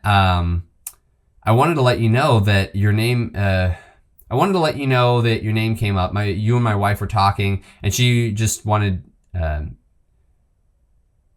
dear Susan, I wanted to tell you that your name come up. My wife and I were talking about you and just talking about how much we appreciate your business. As you know, we specialize in low cost, top quality diamond rings and earrings. Well, guess what? The other day we got in a small shipment of zirconium diamonds that are, I could keep that. Of fake diamonds that are made with a new process that makes them look so good that they almost fooled me. Anyways, I don't want to sell those fakes. It would ruin my reputation. It caused a lot of problems for the pawnbrokers around town. So I just want to give someone the way to, we really appreciate your business. I appreciate that you've come in. So I just and bought from us before. So your name came up after you talked to my wife, Janet. So we pulled your name out of a hat and wanted to say thank you. You're one of the winners. And all you've got to do is drop by sometime before 5 p.m. on Friday, and you'll have a 1-carat diamond that looks so good it'll knock your eyes out. Sincerely, John Jones. P.S. After 5 p.m. on Friday, unfortunately, I've got to give it to someone else. I can't just sit on these. I know you understand. Thank you so much for being a valued customer. And I hope you really like your new ring. Or your new diamond, or whatever it is, Okay, so you can rewrite it. Same thing, maybe do it a little bit friendlier and just say like, hey, I'm also giving this to you because you've supported us so much in the past. We're always running great deals. You could do that and kind of drip in some information and then kind of justify it. Look, we're only giving this away as a thank you. You've been super loyal to us. You've bought some stuff from us in the past, and, I know you like pretty things, so I wanted to give this to you. And maybe she gets more, So some landing page conversion tactics that are very specific. This is kind of getting into design stuff. We talked about this yesterday or a couple days ago, is that the action should be above the fold. The biggest benefit, the easiest way to engage, if it's a small ask or a big ask, you want to have a button above the fold. You want to have them doing something or learning something important, free diamond or whatever it might be. Above the fold is back in newspaper days where you'd fold up part of the newspaper, so everything had to happen when it was sitting on a shelf. But now what we mean by above the fold is before you start scrolling, right? What's there before you start scrolling. So that's the above the fold. And then you keep going and then you see that. So what has to happen above the fold to actually make the sale? That's what we are learning. All right. So we have to have the action above the fold. We need to have big buttons with bold colors and a clear call to action. We need to point to buttons and important things. We can literally use arrows. Did I do that on anything on Figma the other day? Yeah, there we go. See, tack back in action. We're gonna point arrows at the video. Watch it, watch it, watch it, watch it, watch it, watch it, right? So there you go. That's how we do that. Emphasize important things. Use bold, underline, italics, different colors, whatever it takes to emphasize the things so that they need to see. So when they're scanning through, they can do it. Use social proof because people need to trust you. Talk about a time you did it, about a time someone else did it. Have people say nice things about you. You can use color choices that are contrasting. White or black to emphasize that it's either easy to use or quality. Black is luxurious. You can make it scannable. Do not put in long paragraphs. Use lots of bullets and show benefits in your headlines for those scanners. We talked about that earlier. You can use good imagery. An image is worth 1,000 words. So don't use 1,000 words, use an image. It's way more efficient.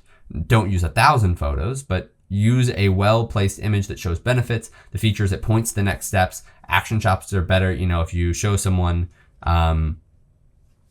just kind of fit in front of the mirror versus like feeling really good, and then below it shows like here's what they look like 3 months ago. You can totally do that. That looks great. Good move. That's a great way to tell a story. Or you can tell an actual story. You can write it down, but pictures or videos or a GIF, they can also tell a story. The more that it flows together. You should also think there's a story section of your page, but also your whole page is a story. So if you say like, I made the tack back. Hear what people saying about it.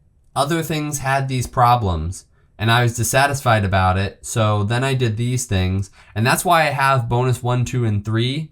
And also here's a story of a time where a backpack didn't work out for me, and anyway, you should buy it. It's like That's not a cohesive story all the way through. You want it to feel like each step is the logical progression to the next step. And finally, this is a very modern one, but you should have mobile first design. What does that mean? That means most people who are coming to your stuff, whether it's email or social media, more than likely, honest to God, they're coming on their phone and they're either in the bathroom or they're sitting in bed or they're sitting on the couch.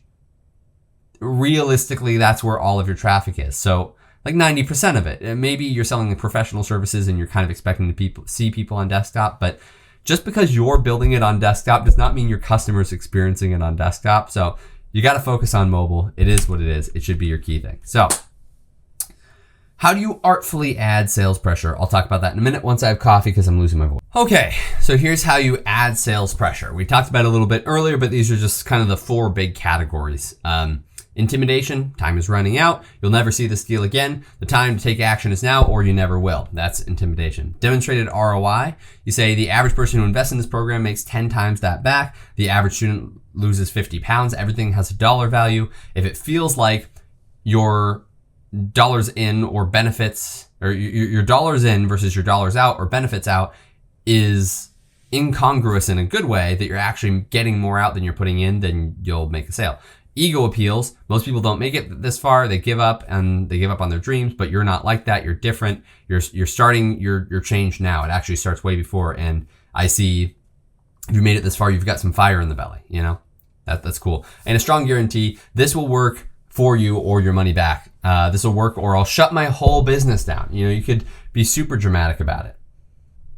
All right. And one more time, I recommended several books today. $100 Million Offers, One to Many, and The Ultimate Sales Letter.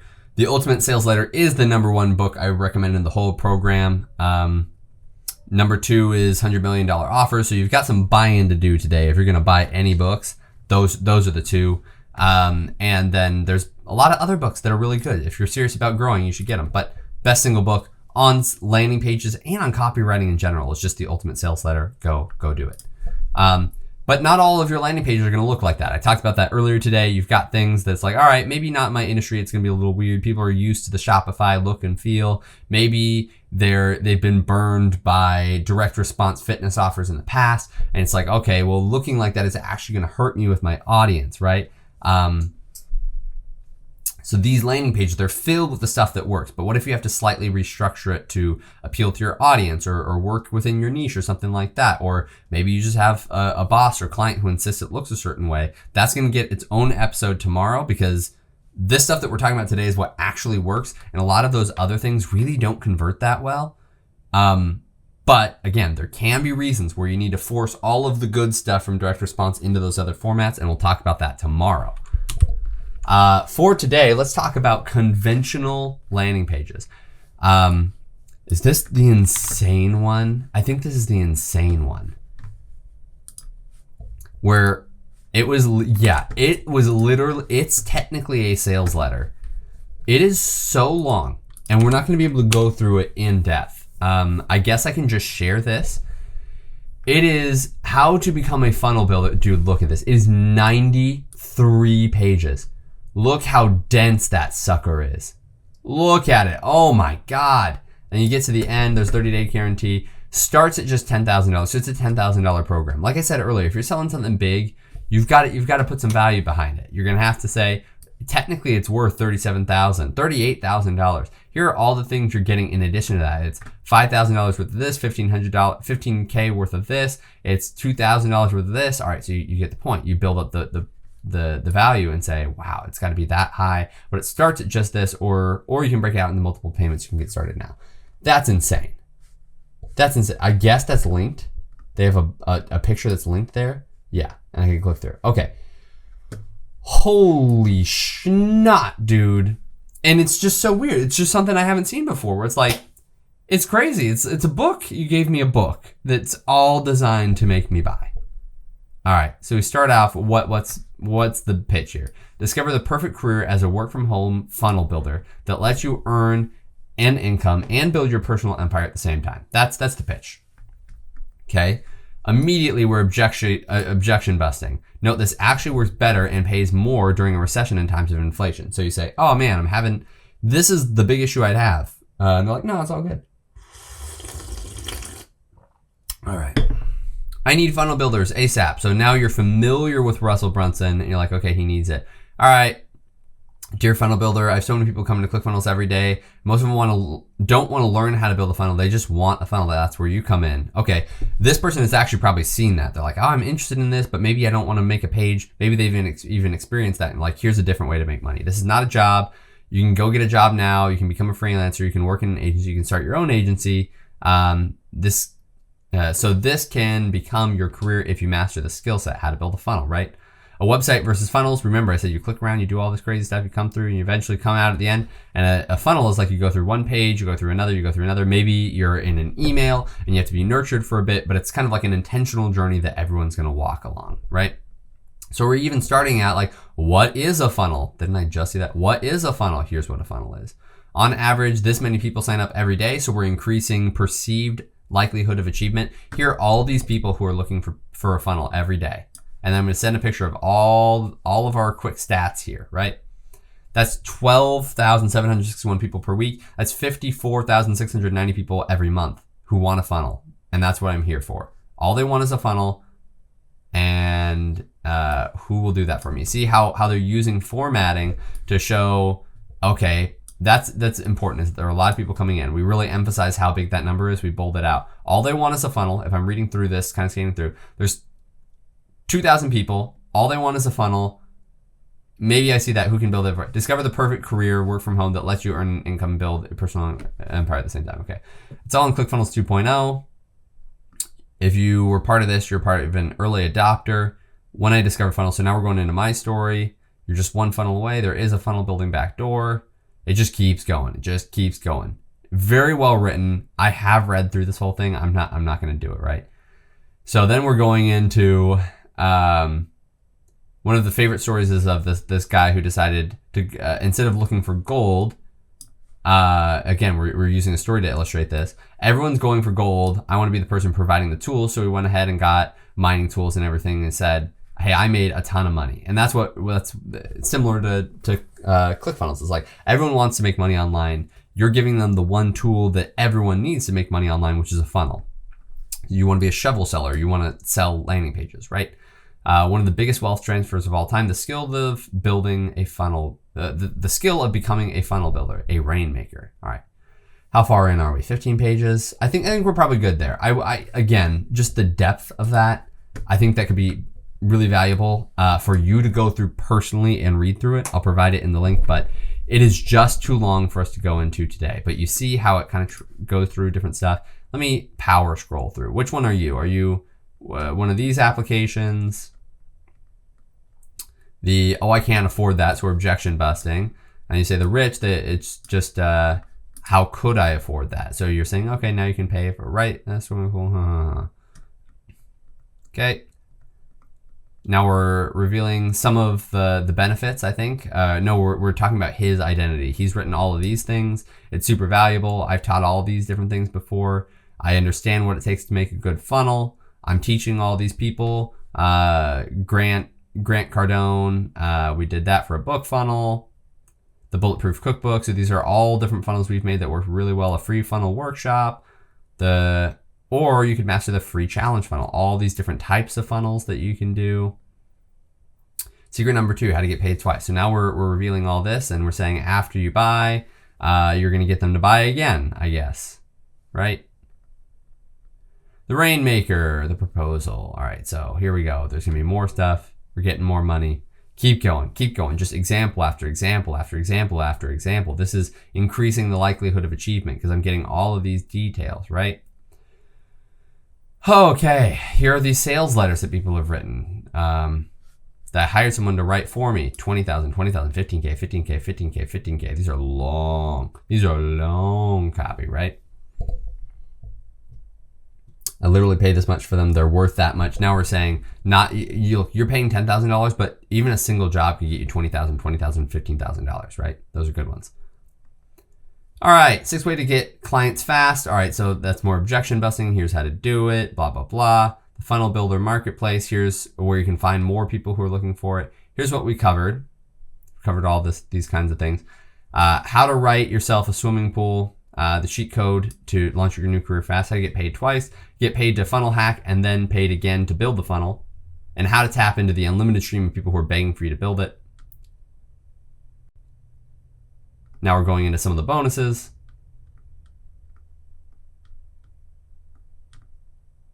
And revealing our Godfather offer and price. And a 30-day guarantee. Very cool. Now we've seen it all. Boom. Okay. So let's go to the simple shot sequence. This one's a little bit shorter, and so we'll be able to go a little bit deeper into it.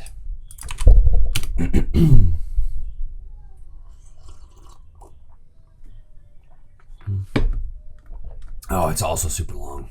Oh no. All right, we're gonna have to do a passing review of that as well. So these are definitely in the sales letter category, right? Attention stuck golfers. After coaching 1,000 novice golf academics, legendary swing coach Martin Chuck swears he will eliminate the #1 problem with your golf game now, so you can fix your contact in 10 shots or less using his simple strike sequence. You'll make perfectly flush and eliminate fat shots, never hit thin shots, and avoid any mishits. Okay. Now, the format kind of sucks. This should have way more gap on it. What do? We have an interesting picture of this picture here. We said we've helped over 1,000 people. That's cool. Legendary swing coach Martin Chuck. Cool. We probably saw him in the previous ad that was specifically for the simple strike sequence. And then we go into this long form written thing, right? Eliminate fat shots, do this, all right. Even if you're just picking up a club for the first time or if you've been playing, so we're objection busting right at the beginning, right? Here's a fact. Now we're gonna bust a myth. This is more or less like the intro to our thing. Contact is everything in golf. If you struggle to make content, wow. If you struggle to make consistently flush contact with the ball, you'll never play good golf or be truly good at the game. So we're kind of removing that, saying like, hey, let's undo your identity. But in bold here, we say all your contact issues can be fixed permanently in just 10 shots. So increasing the benefit and decreasing sacrifice, right? It's just 10 shots. Hi, here's my name. Here's what I do. Here's what I get people to accomplish. But objection. But Martin, I've tried everything to hit the ball consistently. Well, I understand. Let me ask you a question. So we're softening here. How many ball strikes techniques have you considered? We're pioneered by a guy named Tiger Woods. I'd be willing to answer the answer is 0. We're all lifelong beginners, right? Go from barely being able to make contact with the ball to hitting a perfectly flush shot in 10 shots or less. We're really hitting that benefit and that minimal sacrifice. After today, you'll never miss the golf ball again. You're going to learn things. Bottom line, if you're looking to discover the root cause and figure out exactly what it takes to fix them, because the truth is everything you've been told about how you fix your contact issues is dead wrong. Things like keep your head down, make sure your left arm is straight, shift your weight, or keep the club face closed. So now we're saying our competitors who are telling you this, they're not even useful, right? All of these swing thoughts are like putting band-aids on bullet wounds. It's just nothing's going to change, right? This 10-shot simple strike sequence works for even the most struggling golfers. And we have this cool GIF that shows before and after of a good swing versus a bad swing. You'll make insanely flush contact. I cannot say that word, right? All right, so now we have our checks. At the beginning of your golfer's journey as a golfer, who can pure your irons with laser-like control, sending every shot 15 to 25 yards further than you're used to, and finding the center of the fairway and greens more than you've ever imagined, it all begins now. But before I give you the sequence, so now we're pulling back. Now we're going to say, you see, long before I coach major winners like Darren Clark and Mike Weir, so again, we're kind of building my reputation as a coach. And before I was known as the People's Coach, hosting more than 1,000 golf academies, I used to shag balls on the range for the great Mo Norman. You could say he was my first real mentor, and Mo could hit the ball so flush and consistently, I could literally sit in a chair out on the range and every ball landed within feet of the previous one. That's why Tiger Woods claims my mentor was one of the purest ball strikers to ever play the game. We're seeing amateurs making the same mistakes over and over again. Without solid contact, you can never fix any of those issues. Here's what I mean. A cool little diagram. Here are all the problems that you have and how it's moving and everything, and here's how to fix it. All of these issues required solid contact. If you don't make solid contact, then you still struggle with the slice. Are you starting to see why most golfers never get any better? Here are all the problems. Contact is everything. Keep going. More myth busting. It's not this. Look at this 3D animation of a good swing. Here's how to hit the ball at the bottom without creating a fat shot, blah, blah, blah. There's a problem with a thin shot. Here's how to do it consistently and how well it goes. Ta-da. All right. Your ball wins. You make flush contact even with an imperfect swing, which is why I showed this simple strike sequence to the entire group all at once.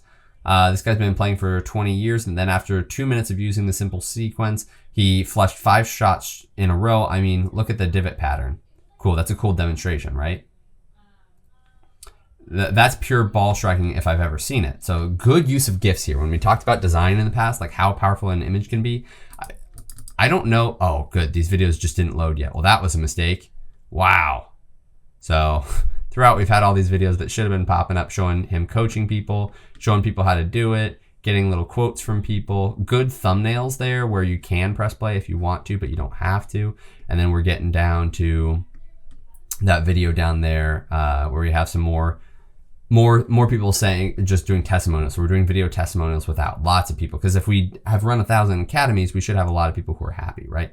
The before and after goes off to the side, just more before and after. Just again, if we're scrolling through, you're like, wow, he's helped so many different people. So it has to be so many examples. So now you can confidently play good golf anywhere, anytime, hitting an extra 15 to 25 yards further. I caught that. That caught me, just like that number there, even though it was in the body text, that number in the first line made me read that first line. The simple strike sequence, yeah, I got it. Here's everything you're getting. You're getting instant access to this training video. I'm gonna walk you through it personally, step by step, more reviews. Here are the bonuses, the Simple Strike Driver Series, a live stream Simple Strike Training Academy with me. Bonus number 3, you automatically be submitted into our drawing for the in-person tour striker experience. That's cool. So now you're possibly getting that. If this were a very expensive thing, you just include that as a benefit, right? You're also getting the confidential guide to ball striking equipment. Here you go. Now we're revealing our offer stack, revealing our bonuses, and we say it's actually on holiday right now just for $47, even though it's typically over $1,000. Yes, fix my contact issues today, or click here to start using this, which is also a yes, which is funny. And then a 365-day money-back guarantee. Now we're going into our double tap close and objection busting. Very cool. You see exactly how that works. You make the pitch again. So really, you only have 2 options. We're going with the hard sell.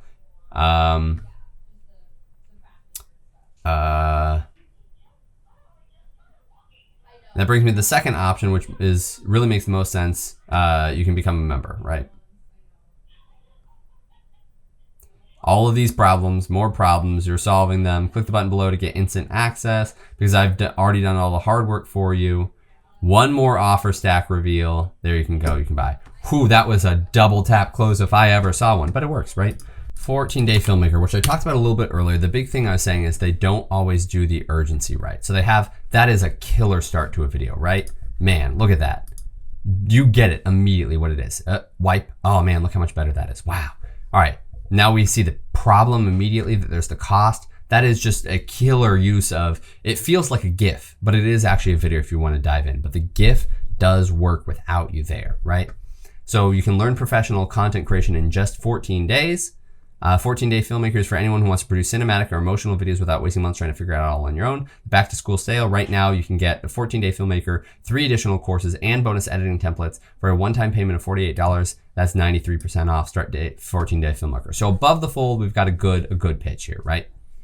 Now, there's so much space here that they didn't use very well. This should be like full screen, right?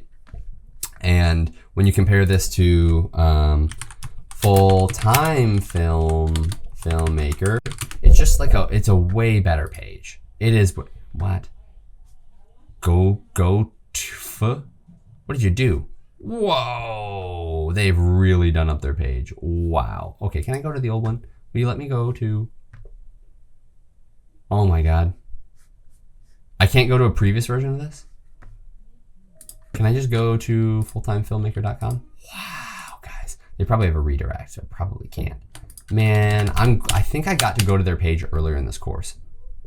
Wow. Okay, cool. Wow, they've really pumped this up. Okay, as cool as this all is, it's so big and wide, it's actually really difficult to engage with. Wow, that's cool. I am, as fancy as this is, it's actually very difficult to navigate. But yeah, so we won't do 14-day filmmaker, but I think you can see it's a little bit prettier, even though it should be zoomed out more. 14-day filmmaker, they could come in a little bit, but that video start is just, it's doing the heavy lift right there. It's like, hey, we don't need this expensive stuff, and you can do this and make it look really nice, right?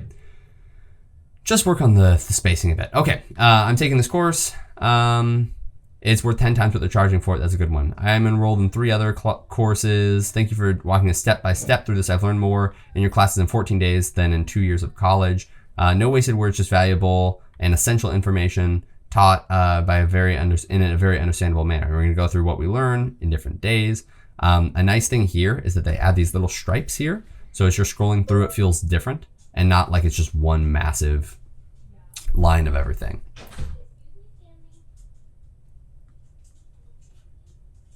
Gonna go through. I'm not even gonna go through what everything is. It's just a feature thing of each day, and that's the thing, is they're very feature heavy. It's fine, you know, how to set up and optimize your social media profiles for consistent content creation. Now, if I were telling you to write this, I would say create killer content constantly with our foolproof setup and optimization plan for your social media profiles. Right? I put the benefit up front and then do it after, but you know, this is probably where it's going to be most successful, is to people who are really familiar with filmmaking and are just like, I wish I could do this better than I'm doing it right now. So maybe those features are helpful, right? I still think they could do a little bit better of targeting, but they write good landing pages for a very warm audience. It's just that they run ads to a cooler audience.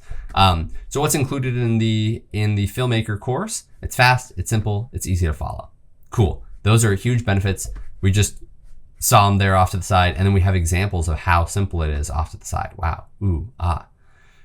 Daily practice exercises. So these are benefits. We're just calling them out really big. And we can even kind of see like, oh, look, we did these practice exercises. Cool. Discounts on pro editing software. That's cool. That's printing money, right? However much our thing is, it's $360 in yearly savings, and I get that just for being here. That's cool. And download hundreds of free sound effects. Okay, so we're printing money. Here are our instructors. There's our background. Some of our recent work, you can see that we know what we're doing, who this is for. You want to do this, or you're who this isn't for. You know, you're looking for this other thing that's completely unrelated to filmmaking, or you don't care about speed. You know, you just want to spend a lot of time and not getting anything, which is like, it's exactly how you phrase it. You're like, you know, if you just want to do this and you want to waste your time, then it's not for you. You know, people do that all the time. Lots of good reviews, all these cool people who are talking about us, frequently asked questions. There you go, you can buy. So like I said, they do a good job of telling a story and having a lot of those 12-gauge landing page elements. They don't create a lot of urgency. And as far as like this section here, it's very feature heavy. That's great.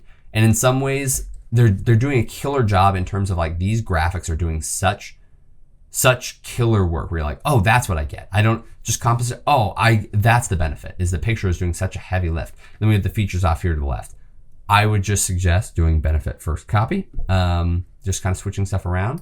You know, simple, get more beautiful footage with simple handheld and tripod based movements,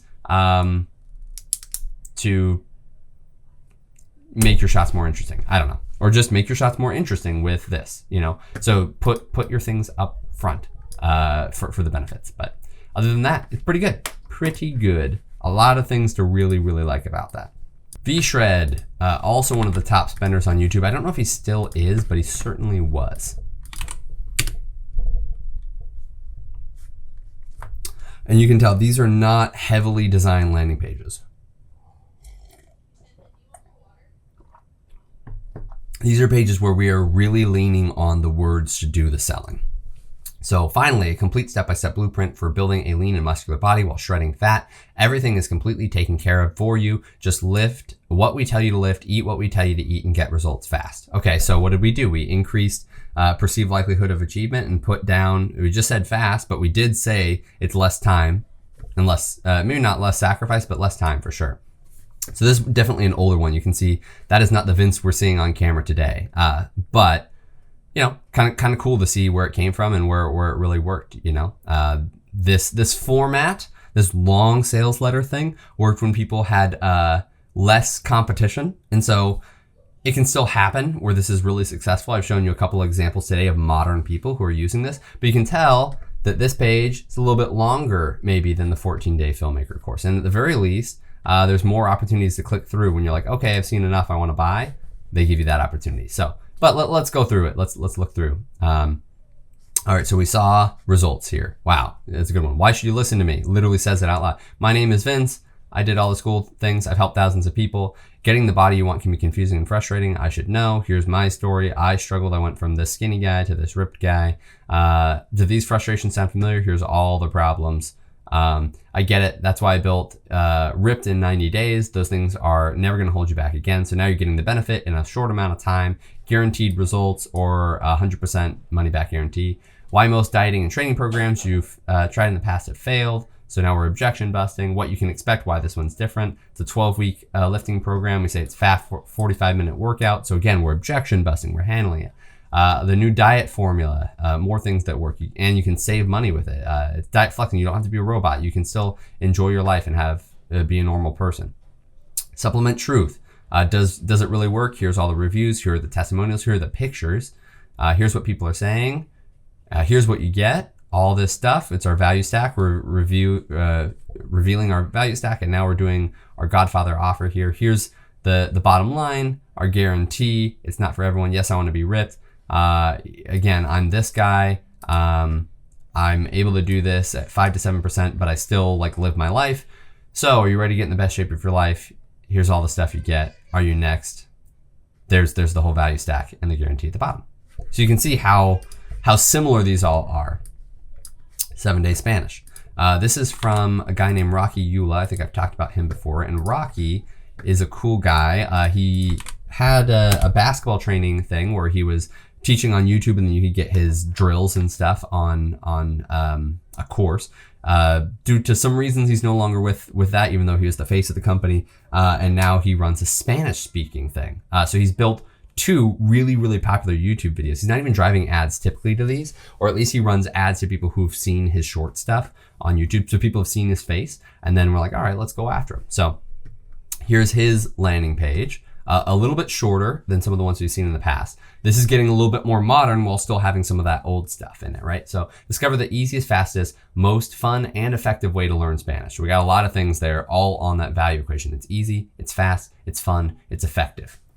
Finally, you can develop the ability to comprehend Spanish easily and speak it comfortably with native Spanish speakers. Major pain point for people who did some in high school or college and just didn't feel like they really got anything out of it, which is his main demographic. Even if you've been unsuccessful for years, feel like you're fundamentally unable to learn Spanish and afraid to talk it because you're embarrassed about your accent when you speak Spanish, right? The old way, super confusing, there's all these problems, but now it's just sign up for the 7-day Spanish course, enjoy daily mini lessons, and then you can easily understand. Cool. If you can deliver on that, if that's a real promise at the end, that's killer. So that's the thing he's going to have to overcome, is that seems too good to be true. Converse confidently with natives. Here's all the benefits. You can do all these things, right? Master the pronunciation. Who this course is for: people who've been studying for years and not done anything, absolute beginners with very little knowledge, people that require complete comprehensive brush up, those that would prefer to learn Spanish from scratch without learning like the academic way, people who are vacationing or moving to Spain and want to learn very, very quickly, and people who just want to do it in a simple, painless way. This is Rocky Rodriguez. He's a Spanish interpreter for the US government. That's cool. Didn't even know that. That's awesome. There you go. Rhythmic reinforcement training is the secret to inside of our system. So this is something called your secret mechanism or your unique mechanism. You say, what is it that's different about what we're doing? And he gives it a special name. Before it was the simple shot sequence, and now it's the rhythmic reinforcement training. What is that? It's our proprietary strategy used to increase the effectiveness of learning Spanish. So it does all of these things at the same time. It improves pronunciation. It improves literacy at the same time. And we're the only one that does everything all at once. Cool. So here's the 7-day Spanish system. Here's what you get in days 1 through 7. Instant access, la la la la la la la. Cool. It's called 7 Days Spanish because thousands of students have seen results in less than a week. Here we go. Very cool. Look at all that awesome stuff, all those testimonials. 60-day money back guarantee. If you don't like it and today it's half price, here's the whole value stack of everything you get. And here's some FAQs. So FAQs are a good time to bust myths. Is this for beginners or people with experience? Is there much vocabulary and grammar? Is it only 7 days of training? Will I be fluent in 7 days? What type of Spanish do you teach? Okay, so we go through that. When you're ready to get started, do it again. So that's the simplest double tap I've ever seen. It's just like, hey, let's say you open all these up, you're reading through all of them and you're like, I guess I could scroll up, but why make it hard for people? Well, just put it down there like, all right, I'm ready, click buy. Easy. Speak Spanish faster, nice and easy. He's a good storyteller. I think I've done his emails before.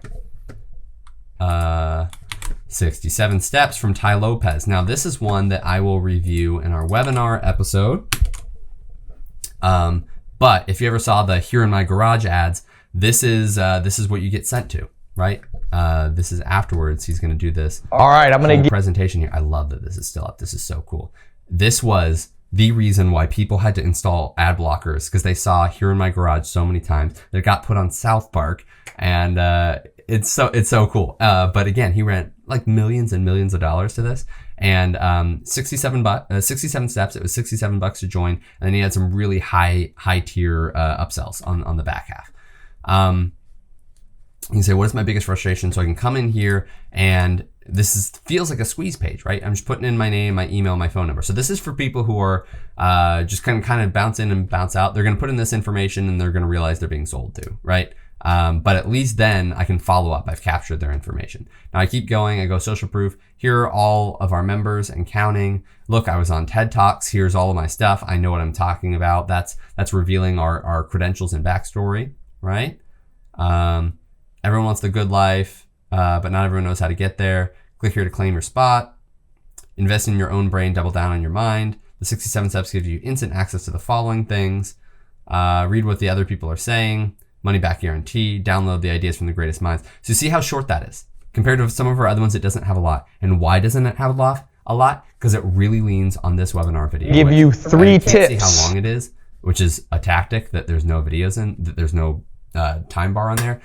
It's like an hour long, maybe an hour and a half. I will go through that in the webinar episode. I've talked about this before, that I'm going to have to go through these sorts of things on their own thing entirely. Because my worry is, I'll always provide the links, but my worry is that they get taken down. But the thing is, it's more valuable than you just watching. I could always just send it to you. It's really valuable for me to give the annotation to it, like here's why it works, here's what they're doing.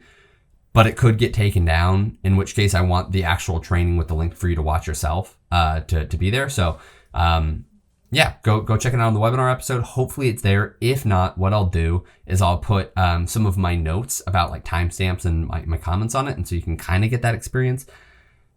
Technically, YouTube allows you to do this for learning reasons, and that's what we're doing here. Is I'm just teaching you how it works and why it works, but their customer service is notoriously difficult to get in touch with, and so if they decide that you've done something wrong, the appeal process is pretty bad. So I just want to be careful and deliver value. All right, Candy. So Candy is an ad program. Now we're getting into something that's a little bit direct response, but also something that looks nice on the page. It's not quite as old school.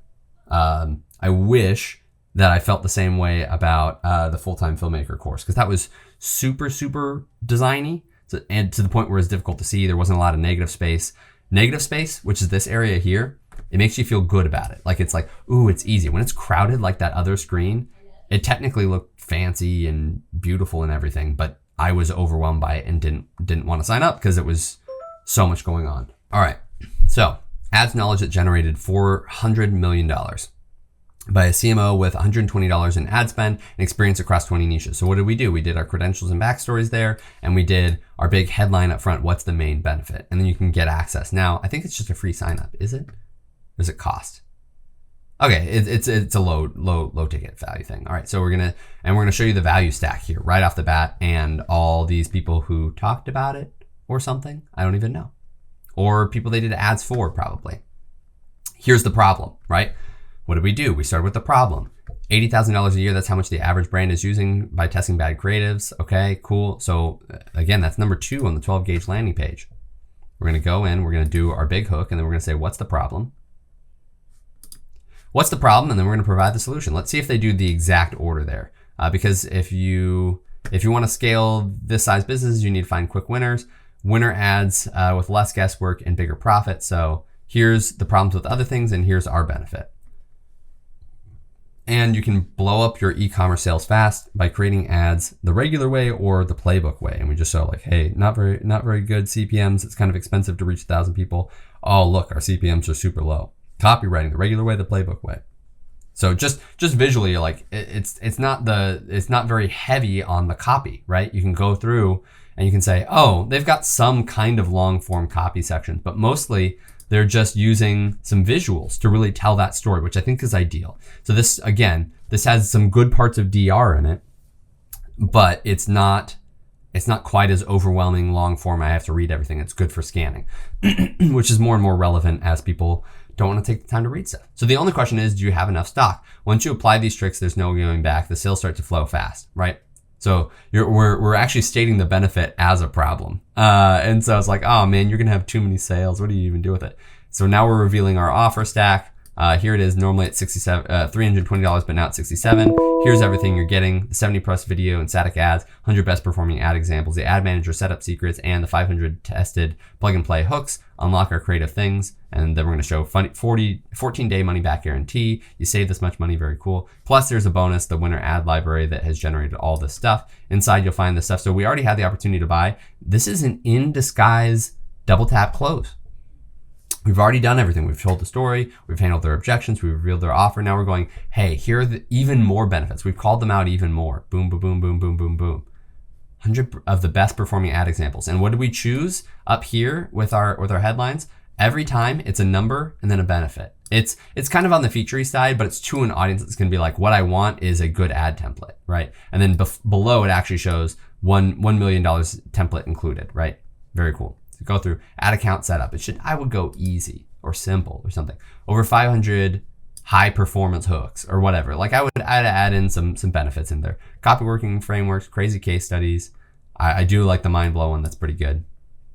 Best tools in e-commerce is. So why the hell do we know what we're talking about? Because we're Candy. Here's all of our stats of what we've done. Very cool. Here's our dashboard. You can trust us. Pretty valid answers. So we'll leave some success stories here. Here's some case studies you can go through. Ready to scale. Here's our offer. Plus another bonus, plus another 14-day money back guarantee. Call that a little bit more than it was before. Before it was just an underline, and now it got its whole own section and a badge. Here's some more testimonials of what people are saying about us. FAQs, we're objection busting. Who is this for? What format will this come in? I still got questions. You can contact us, and you can get your creatives bundle. Here we go. Buy it, book your call. Wow, they hit it so many times, right? Unlock the creatives bundle. I'm not sure why that's not red. Maybe it failed, or maybe their logic is that they really want to book the discovery call if you got this low in the thing. What I think they did really well is you read through a lot of these long form sales letters that are just read. And I talked before a couple of episodes ago about how you can use design to use less words. And this is a great example of it. It tapped into the same thing, but I think you noticed, you probably experienced less fatigue just scanning through this. I was able to go through and it's like, just visually, I'm like, that's bad because it's got this red X, but it also has this little red outline and then this little green outline. You're like, that's nice. Hey, and then Kimberly Ann Jimenez's page. I think this one it's kind of like some of the stuff that we've seen for other websites. Like it has a join now up here. It's a sales page. It's a long form sales page. A little bit more design, a little bit more branding. It has a look and feel to it. She does a lot of stuff on YouTube, so these people are kind of warm on her, right? But very, very similar in terms of some basic copywriting formatting, long form copyright. Finally, a profitable content playbook that makes you more money and gets dream clients to come to you without having to post daily on social media, chasing the algorithms, or getting stuck in perpetual overwhelm. What is happening in the online economy, unlocking a steady stream of leads was simpler than you think, right? Cool. So we're showing the dream, the possibility. Dream for a second with me. We're talking about, we're creating what was the exact phrase I used on the 12 gauge landing page? We're painting the picture. This is what their life would be like. What does that mean for you? Confidence in U.S. institutions are down at a new low. People like you are succeeding with this. Enter major opportunities, check mark, check mark, check mark. You finally get to do these things like being able to pay for stuff and quitting your 9 to 5. Remember that $6.4 trillion in online sales. You can say adios to the old influencer playbook, and to sum up, yes, those things are all nice, but now you can hit the buy button and sow seeds of goodwill and achieve. That's weird. I think she should have sum up, doing this is great, and then done something big and really call that out, right? And hoping and praying. Wow, yeah, that call to action could use a little bit harder of a hit. And then we have what is more or less just building her story and doubling down on objection busting and a double tap close, right? So, and then we're going to go into more of the feature stack and everything like that using a cool GIF. It's important to know your numbers. You take a peek inside, la la la la la. Then we're going to do our big reveal of different ways you can join. Our offer stack, really going into all the testimonial, social proof. Yeah, so you can see that we double tap close that, and we objection bust with the FAQ. So you can see, I didn't go as deep into that one. I think you can see, again, just how all of this is like the 12 gauge landing page over and over and over again. All right, so next for you, but not for me, because I have clients to go work with. But I will come back and I will roll for something and actually write a sales page for you, a long form sales letter, kind of similar to what we did the other day when we were doing the tack back, but we'll do a different angle on it this time. But as you're going in and practicing, remember, these are the things we've talked about so far. The benefits, right? Features versus benefits. Tell a story, not just in your landing page, but the whole thing should be a cohesive story that feels like it's going from one thing to another. It should be simple. Don't use overly crazy language from a design perspective. Don't use a lot of crowded areas where it's like, what's going on? What am I supposed to look at? Make it simple to follow. That's lots of formatting. That's lots of negative space. You can use examples, videos, GIFs of it working. Simple shot sequence was fantastic at that, where it's just like, look at this, it's perfect, it's perfect, it's perfect. And you can get that. And that was the main way that their pages killed it, right? Ethos, make people care about you. I've helped thousands of people before. I've done this before. You know, I've worked with these sorts of people. I did this to support my family. Do that sort of thing. Make people like you. Tell your story, be relatable. You can be yourself. Don't try and be someone else, and use the 6 copywriting characters to start. If you don't feel like you have anything nailed down, then you can kind of like pick 2 or 3 of them, put them together, and eventually you'll turn into your own thing. Make sure that you edit your copy. Use the rule of one reader, 1 interest, 1 offer, 1 action. Cub, you got to cut out all the useless stuff that isn't moving the story forward. And Swappy, so what and prove it. Once you make a claim, you heard me do that earlier. It's like with Rocky Rodriguez, like, and you better back up. Why? This sounds like it's too good to be true. If I can actually learn this in 7 days, you're really going to have to back that up. So that's the so what and prove it. And then research, you got to use Rizzler research to write charismatically. All right, here we go. When I come back, and in just in a moment for you, we're going to rolls for a sales letter topic, and we're going to write over 1,000 words to create an awesome sales page. See you guys.